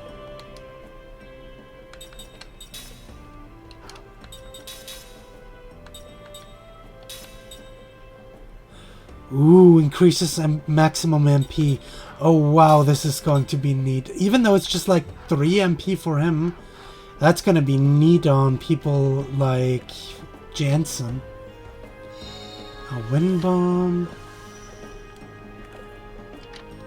Anything else in here? Hi there, Limitless. This is just some information, I think. Got a new product.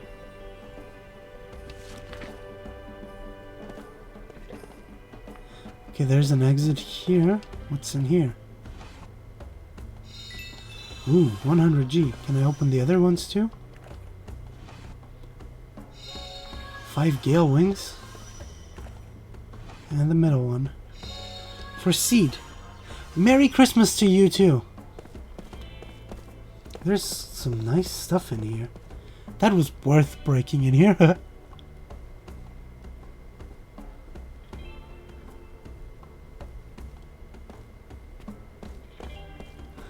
Let's see what's out here.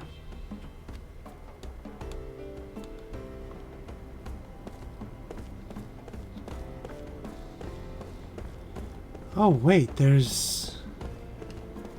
Hi there. Oh, I've seen you.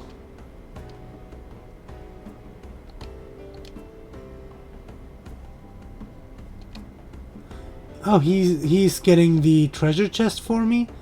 As a... Ooh, shine. Is that a spell that I can't use yet? Oh yes, level 3 white magic. Light damage and blinds all enemies. That's pretty cool. Yes, I'm just robbing this guy. That's typically RPG.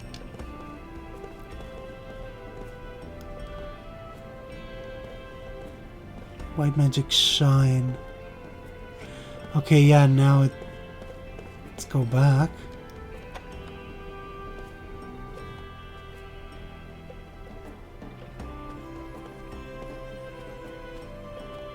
Go back to the main street.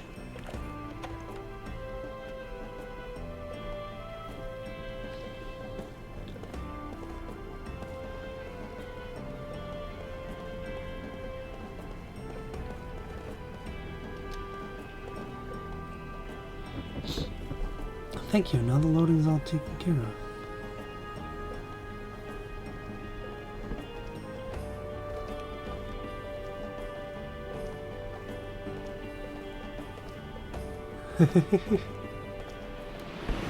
Oh, another dream. Nice. I love these dreams. So much interesting backstory.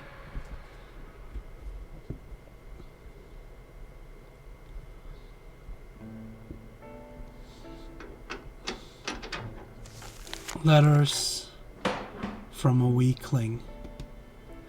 Once there was a woman who came from a foreign land to marry into an old family. Her husband was from a tiny village in the mountains, but he was working at a thriving harbor town abroad when he met and fell in love with her.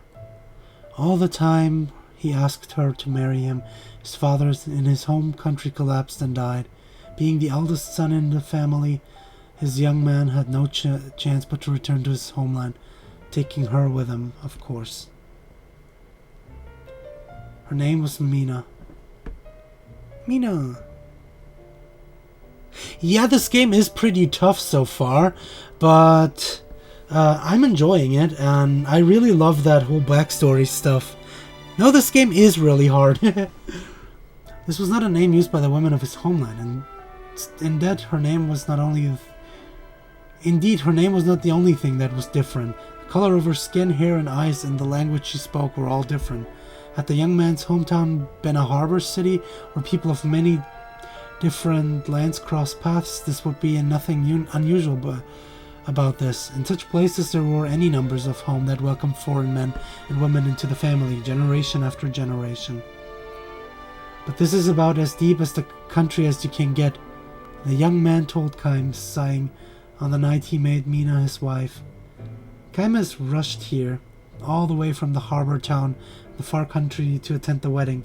At the banquet, the young man had given Kaim a look, and the two had slipped away from the festivals. They were standing in the garden, looking at the night sky. When the eldest son marries, his wishes are of no importance. What matters is family. The two families negotiate the engagement, and the bride is chosen who is acceptable to the groom's parents. That's how it was with my parents, and my grandparents did the same. I know what you mean, Kaim said with a nod. Judging from the formal wedding ceremony, it was easy to imagine the highly conservative nature of this area, and just as easy to imagine that the relatives had not welcomed Mina into the family. Alex, Kaim said to the young man. Yes, the young man answered, looking up the sky. You are the only one who can protect Mina, you know? I know that much, Kaim. Mina's a wonderful girl. I know that too, of course. The three were good friends. Kaim and Alex had worked together offloading ships at the same pier, and also together they had often gone to the neighborhood where Mina worked in an outdoor stall. Even now, Kaim retains the bittersweet memory of Alex and Mina struggling to communicate in each other's language. You know, Kaim, Alex said that night under the sky. I think you sensed it too, but Mina was drawn less to me than to... Kaim cut him short. Never mind, he said with a pained smile.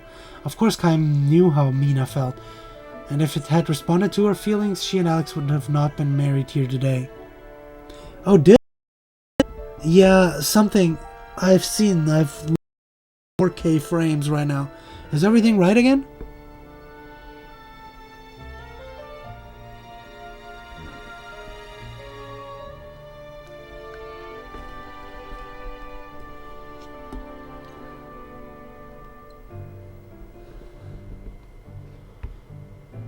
Damn it.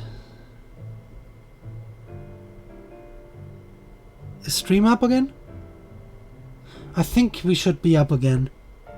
At least it looks like it. I think everything should be fine again.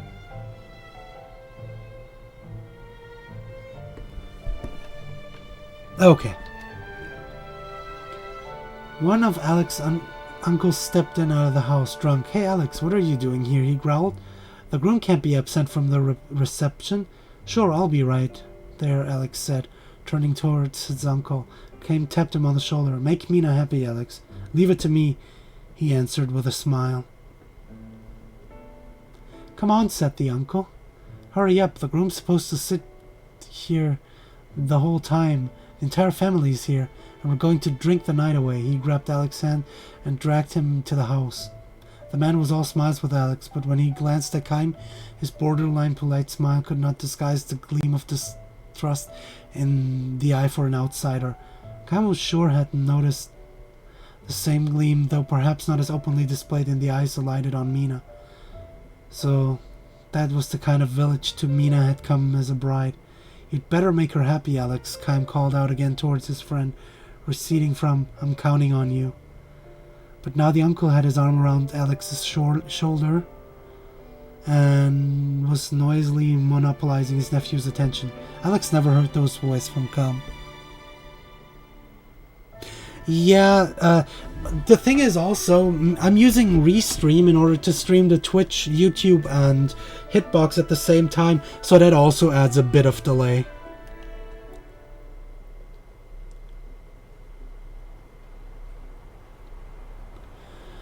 It was 3 months later when Alex came to visit Kaim in the work on the pier.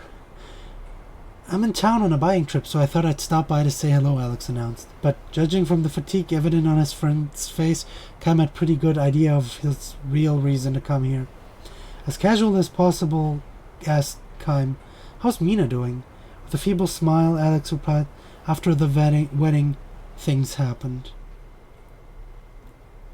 Mina had been accepted neither as member of the family nor as a resident of the village. There were too many differences in daily customs and culture. But the one thing that made Mina too different for the tiny village was the brown color of her skin. Wow, this really is about racism. If only she could speak with people. Mina is trying her best to learn our language, but my mother and the other relatives make no attempt to learn hers. Not so much as a good morning or a thank you. They insist up to the daughter-in-law to do all the adapting. Still, Mina was working hard to draw closer to Alex's family and birthplace. She would be the first one to out to the fields in the morning, work without a break until the sun went down, and do sewing until late in the night. She would try to talk to people in the local dialect that Alex had taught her, using gestures and body language, and would apologize profusely with abject smiles whenever she failed to understand what they were saying. Kaim could easily imagine Mina going through these exertions, which made Alex's reports all the more painful to him. That's one of the things I like about this game. Like with all that backstory, and you'll learn a lot about human things. So this is like I like these little dream sequences. They are fun and enjoyable to read. You should come to visit us now and then, Kaim. Mina would love to see you too. Kaim responded vaguely with a silent nod when Alex added, I want you to come and cheer her up. He said nothing in reply. What's wrong, Kaim? Are you angry? I'm not going to visit. Why not? You promised me you'd make her happy, remember? We agreed that you're the one who can do that, but still, sorry, I have got no time for that. I've got to ship load it before it sails at sunset. With this curt dismissal, Kaim turned away and continued working. Alex stared at him from behind, looking frustrated and confused. Kaim could feel his friend's gaze on his back. Because he could feel it, he kept working without another backward glance. Eventually, Alex gave up and left. Neither man spoke a word of farewell. A year after the wedding, Mina gave birth to a son. The boy had brown skin like her mother. His mother. He had just started crawling when Alex visited Kain again. There was talk of a divorce, Alex said. There's nothing wrong with our relationship. Mina and I love each other, that's for certain, but my mother and the relatives say there's no way they can accept a brown-skinned child in the family heir. His existence supposedly harms the marriage prospects of my younger brother and sister too, so they want us to send the baby to Mina's family. It's gone that far. Yeah, I like that. I like the plot so far. That whole being immortal and like the curse of being immortal and having an eternal life. So far, I really enjoy that plot. I read from Sakaguchi-san that his main goal when writing the story was to convey human emotions, which kind of makes sense if you think about it. What is it to be human? Dying definitely belongs to most of human emotions. The grief, the sadness, and being stripped of that, and having to relive and make this live through the same pains over and over again of meeting people, seeing them grow up and dying. That's a really powerful plot, and that's just like you. I haven't played this game forever because it was on Xbox, and I prefer playing on PlayStation. I really don't like the Xbox controller, but with how disappointing Final Fantasy 15 was now for me, I was like, you know what, fuck it.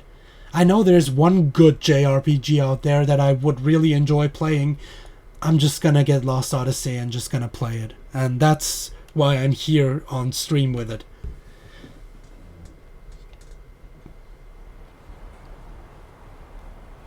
Alex has lost a great deal of weight.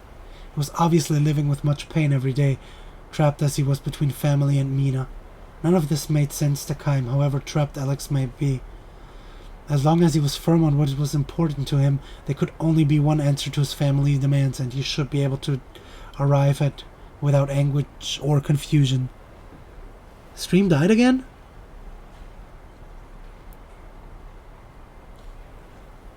Derp. The hell's wrong today?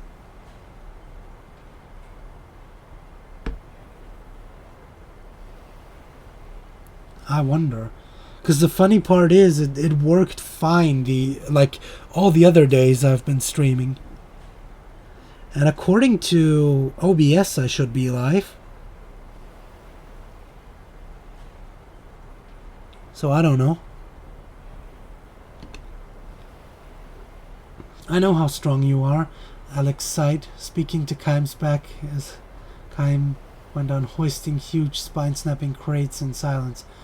The longshoremen here were well paid for handing crates on their own, loads that would take his 3 ordinary men to lift. The daily wage was calculated by the number of loads each man lifted, so asking for help would result in a pay cut. For this reason, Kaim and the others never complained or asked for help. They would lift even the heaviest loads by themselves. Alex had been like that too. If someone nearby asked him, "Are you going to be okay with that?" he would be all the more determined to do it on his own. Fine, fine, he would smile and gritting his teeth. He would lift the giant load. But Alex was not like that anymore. I'm starting to think that maybe in the long run, tying Mina down to a life in my village is just going to make her unhappy. My relatives say that they'll support Mina and the baby, so it's not as if I'd be abandoning her or chasing her away. It's just that, for both of our sakes, starting a new life. Having finished piling crates on deck, Kaim turned towards Alex for the first time. He was looking down at Alex on the pier. "And you're alright with that? Huh? If you're convinced that's the right thing, then go ahead and do it. It's not for me to interfere." Alex's features distorted under the impact of Kaim's words. Kaim said nothing more but went back to work. His anger and frustrations were reaching the boiling point. Alex had no idea that Mina had been writing to Kaim on occasion since shortly after the wedding about the hardships she had been facing in the home of her husband's family. She said not a word. Instead, she would spell out how happy her current life was and declare repeatedly how much Alex loved her. Always the letter would end like this: "I'm sure you too must be living happily, Kaim." This is why Alex's report on the situation at home had filled him with such intense anger and frustration. He had never answered Mina's letter. He felt certain that if he were to write her, whether with words of encouragement or comfort or even playing along with her sad lies, something important that gave her spiritual support would snap in two. "Come, let's see the baby, Kaim," Alex pleaded. "Mina would be thrilled if you do that." Instead of responding to Alex, Kaim called out to him from on deck. "See that crate over there? Can you lift it?" The crate near Alex was one of the same size and weight that the one Kaim just had loaded onto the ship. In the old days, Alex would have not hesitated to carry it up to the ship, every muscle in his body shuddering. Now, however, Alex gave Kaim one timid glance, smiled to hide his embarrassment, said, "Only not me." Kaim said nothing more. He felt strongly that their long friendship had come to an end, though in fact, for Kaim, whose life would go on through all eternity, it had been nothing more than a momentary acquaintance. Kaim has been on his endless journey ever since. Now and then he thinks back to those bygone days.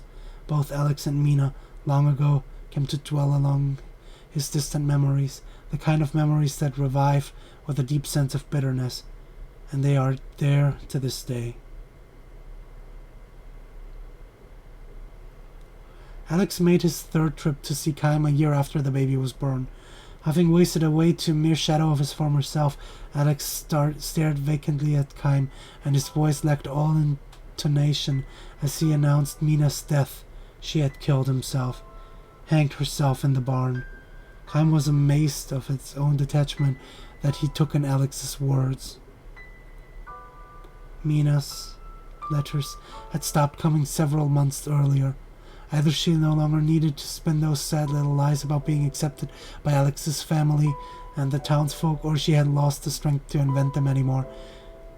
In effect, it was this letter Kaim was learning now. To the very end, she could not make anyone accept her, my mother, my family, or the town, Alex said tearfully. She was all alone, finally, to the very end. Without a word, Kaim punched Alex in the face. Alex seemed to know and accepted the fact that the punch would be coming. He did nothing to resist or defend himself. The fist hit him full on and sent him sprawling into the road. "Why?" Kaim demanded to know. "Why did you say she was all alone?" and when Alex righted himself, he smashed him in the face again. Alex began coughing violently and uncontrollably, and when he spat up a gob of blood, a broken back tooth came out with it. Chaim knew well enough that Alex had been suffering too, that he had been engaged in a desperate struggle to do something about being trapped between family and wife. Otherwise he would never have wasted away so dramatically from the brawny young man he used to be. As well as he knew this, however, Chaim could not forgive him. He had promised, had given his word, he would make Mina happy, he would protect her. Chaim could never forgive Alex for failing to make good on his oath. Wiping the blood from his mouth with the back of his hand, Alex dragged himself to his feet. "I know how strong you are," he said to Chaim, as he had once before, but this time his words took on a far sadder tone. "But let me tell you this, Chaim. My mother and my relatives and the others, their way of looking at things is not completely crazy. To live in peace and quiet in the country, you have to follow the country's special rules. It just so happens that one of these rules was not to accept a bride like Mina. I was born and raised in that village, and I know the village code. Know it all too well, which is why I have been in such a pain all these months. I'm a weakling, I suppose, in your eyes. I'm probably so weak you want to spit on me, so laugh at me, hit me, despise me all you want. Come on, hit me again." Alex thrust his face at Chaim for more punishment, and Chaim threw another punch. This one landed squarely on his nose and may have broken it. Alex crumbled to his knees. The blood that gushed from his nose was blacker than the blood from his mouth.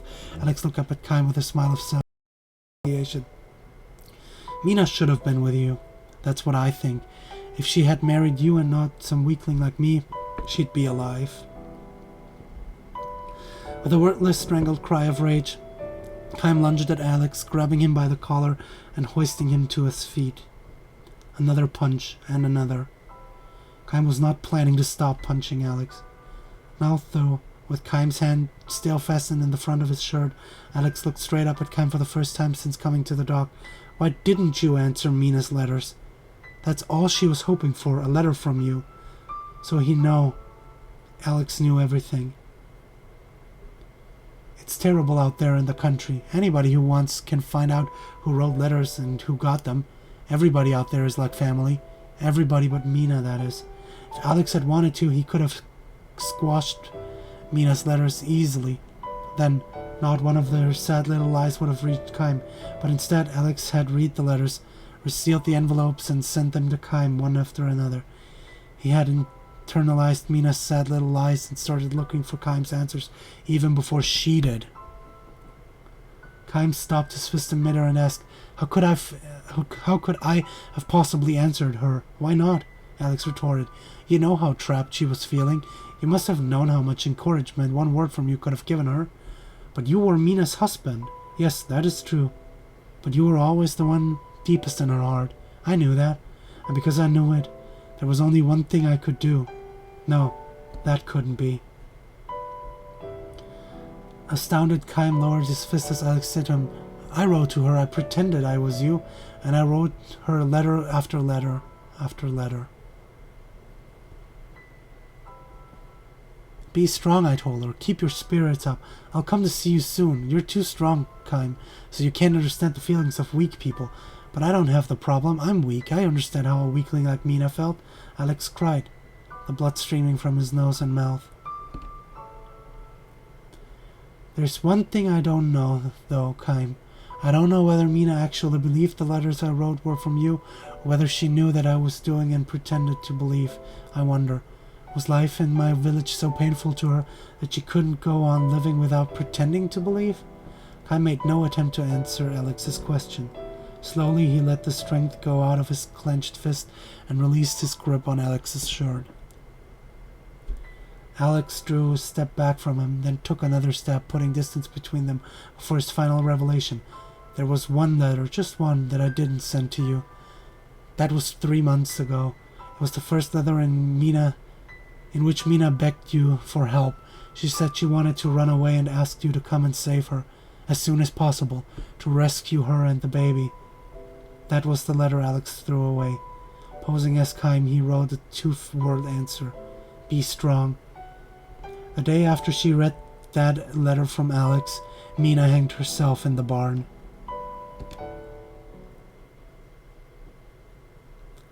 Kaim stood rooted on the spot, crestfallen. This left him momentarily defenseless. Alex shot his fist at Kaim's solar plexus, though his feeble blow could hardly be called a punch. The pain it inflicted might have been greater for Alex's own fist than for Kaim's superbly conditioned muscles. What an idiot I was. Be strong. Such words might have meant something to somebody like you, but to burden a weak person like Mina with them, no, they could only break and crush her. Alex gave another tearful, self-disparaging smile and thrust his face towards Kaim. So hit me. I don't give a damn. Hit me all you want. Beat the hell out of me. But let me ask you this, Kaim. If I had sent our last letter to you, would you have finally answered that one? Would you have been able to accept Mina in all her weakness? Kaim did not know how to answer this question, nor did he raise the clenched fist to Alex again. So ended the story of Kaim and Alex. Alex turned and walked away. Both Kaim could not bring himself to call out to him. He simply stood there, drained of all emotion, and watched him go. Alex did, however, turn to face Kaim again when he had put enough distance between them so Kaim could barely make out his voice. I can tell you this much, Kaim, he shouted. I'm going to raise that boy of mine. I'll make him into a man of my village. I may have been too weak to be a husband, but as a father I'll do better. I'll make him happy. Kaim returned his words with a silent nod. Alex allowed the hint of a smile to show on his badly swollen face, and then he turned on his heels one more and strode away. Kaim never saw Alex again. Every now and then Kaim remembers Alex and Mina as he proceeds on his endless long journey. When he thinks back on what he himself was like in those days, wanting only to be strong in all things, the memory is a bitter one. If only I had been the person he is today. The present-day Kaim would have not rejected such human weakness. No, now he can accept the fact, sometimes with a pained smile, sometimes with a genuine heartbreak, that everyone's weak. If only he could begin his journey again. Mina might not have had to die, but this is more than a hopeless dream. He meets them only once and they're gone forever, the mortals, the humans, the ones without eternal life. This is what makes them all the more dear to him. This is what makes his breast burn for them. Aware now that he has failed to love a human weakness throughout his battles and his wanderings, Kaim turns his steep steps towards Alex's old village. Alex himself, of course, is long since dead, but Alex's descendants, he can tell at a glance, they have brown skin. Brown-skinned youths are the ones in charge of the village festivals. Brown-skinned old women teach girls how to weave floral decorations. Brown-skinned children and those who are not brown play together in all innocence, free of care. Perhaps this can compromise a tiny epilogue to the sad story of Alex, Kaim, and Mina. The graves of Alex and Mina lie side by side atop a low, windswept hill. Kaim picks a flower from the field and offers them at the doomed couple's graves before returning to his role. What is human strength, after all? Kaim still does not know the answer to that question. And this is why again today his journey must go on. Wow. Whew. Ugh.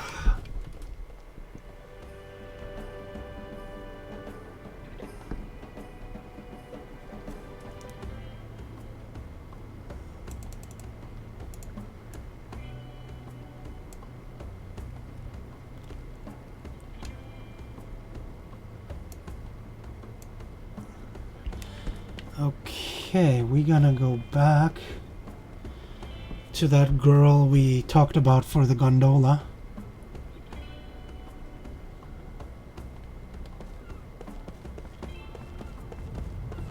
Wait, there's a...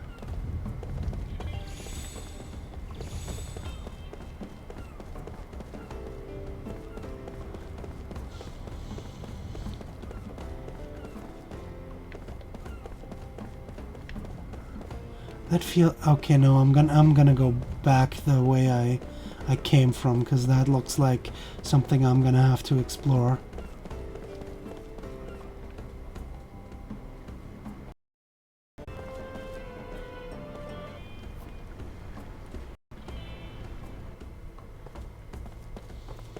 this time he will ask me for a password, right?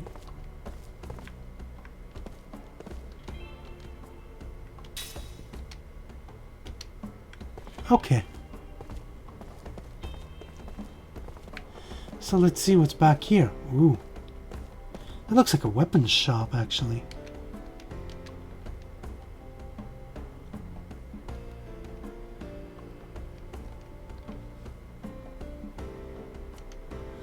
Oh wow, he can... What's that? Ooh. He combines the power. Interesting.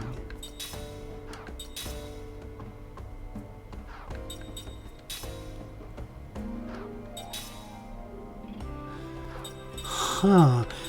These could be good, but it depends if I can actually make those. I need... Yeah, I can't make that. I could make these. I can make one of each, I think. Because that one's actually pretty good.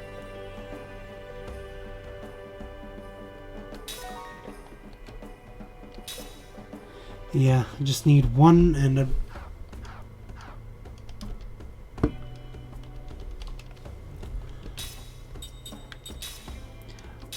I want these because they're really good.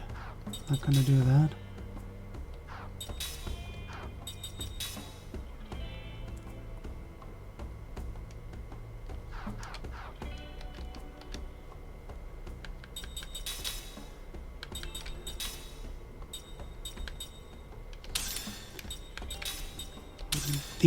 These are great. Herculean rings.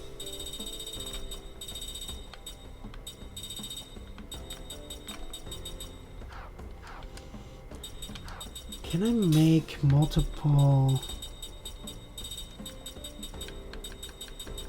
bruiser rings? Yes, I can. I can even make one of those.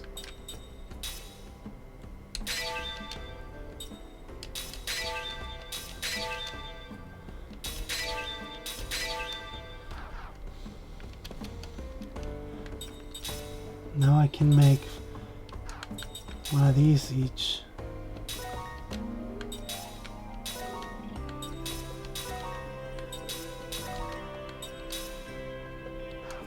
Osmosis and a beast and aim. Because a few of these are good, especially the boosted power rings. Because damage and that's gonna be awesome. A couple of these rings are going to be awesome.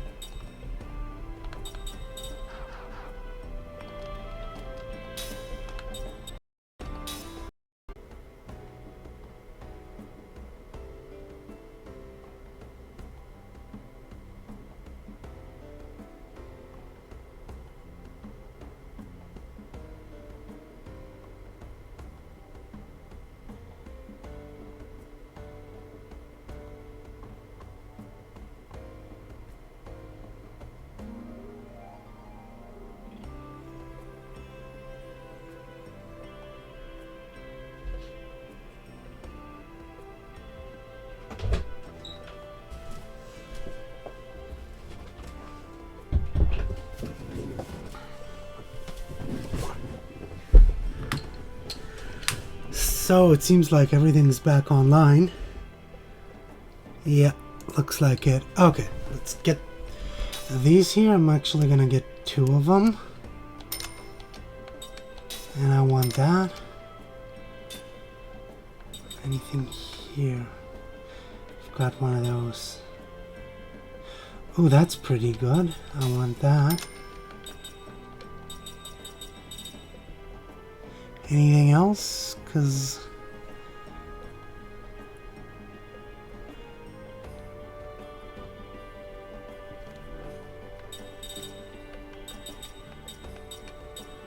oh wow, you have stuff that I could use. Anti-sleep. Do I have anything I can sell?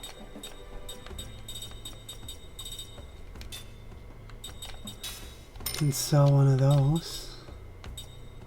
No! That... God damn it, I just sold... Fuck! I sold one of the good ones.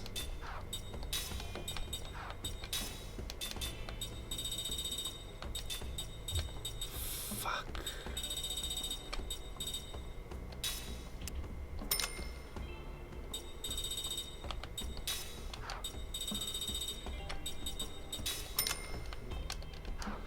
I sold one of the good swords.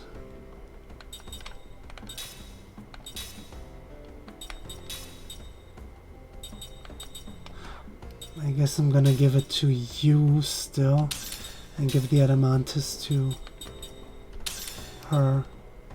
I could be having 2 steel swords now, but no.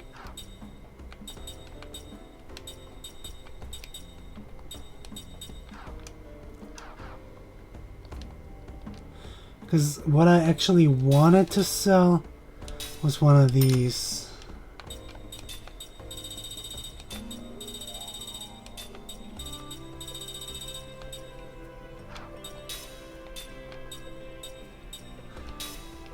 Get that.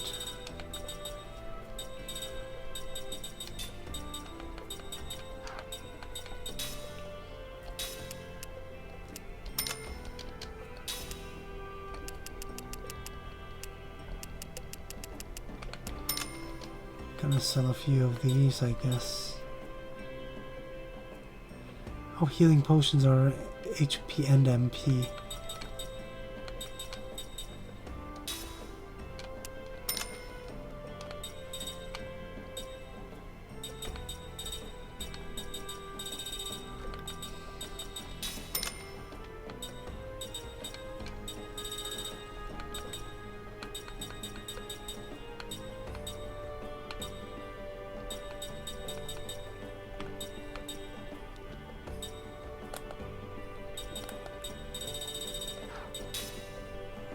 Yeah, I don't have the cash to buy it.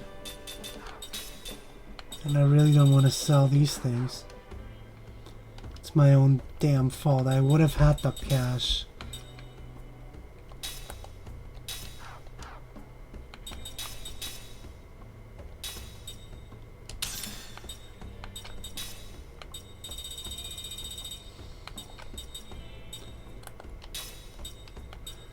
No point in you having...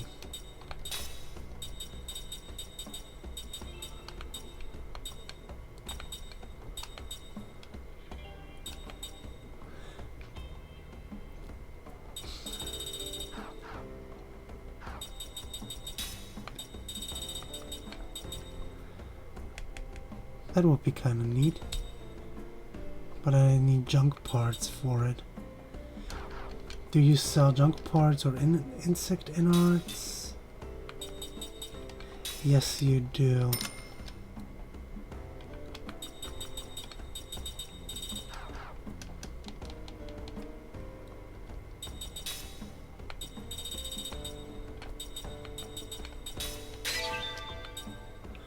Heart skin.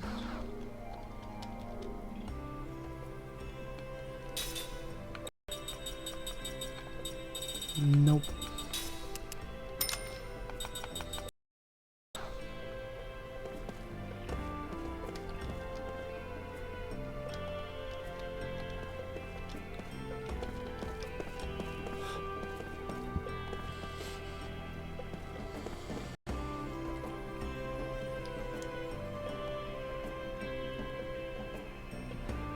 Okay.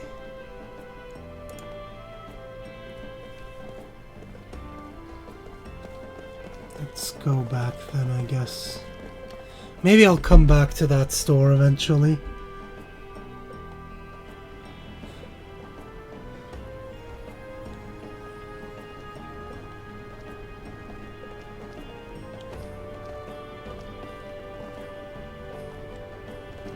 Go the northern part.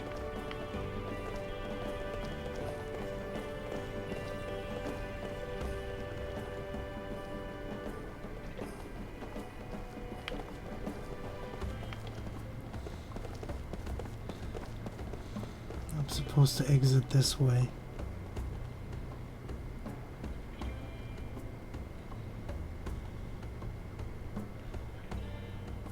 the Canal Street, right? Yes.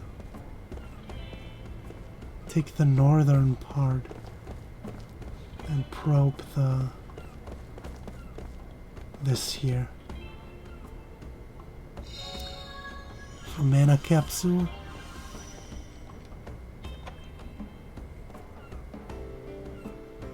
Let's see what's in here. Yeah, there's an art studio and there's more stuff to get. 5 sticky tapes.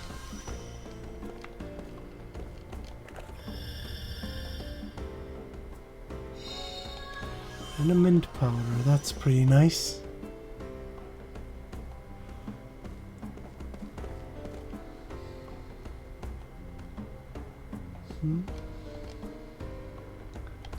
He wants inspiration.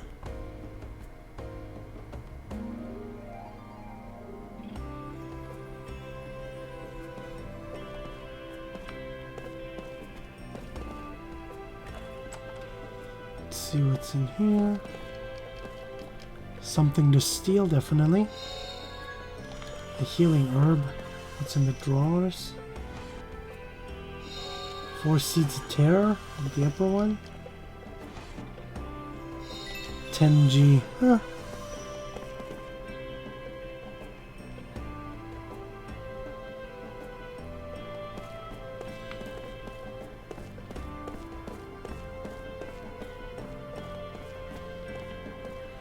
And there's something to get.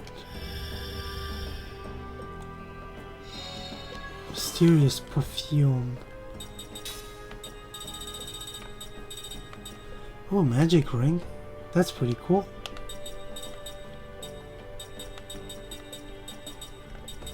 Fear ring. Ooh. I can make an anger ring. I'm gonna do that.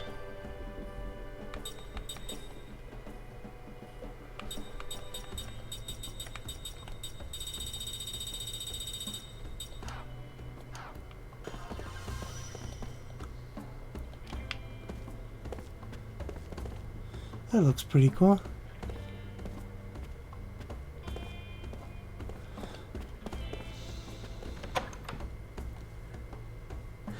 But with how unstable stream seems today, I'm gonna end a bit earlier today since I'm always cutting in and out anyways. No one's watching at this point anymore anyway, so I'm gonna end here. We've streamed for like 2 hours and something. I'll see on the recording how much footage actually has been lost. I hope this wasn't too bad, and I'll hope next time it's gonna be much better again. I thank you all for watching, and next time we're gonna explore the rest of the city and move on with the plot. Thank you for watching. See you next time. Bye.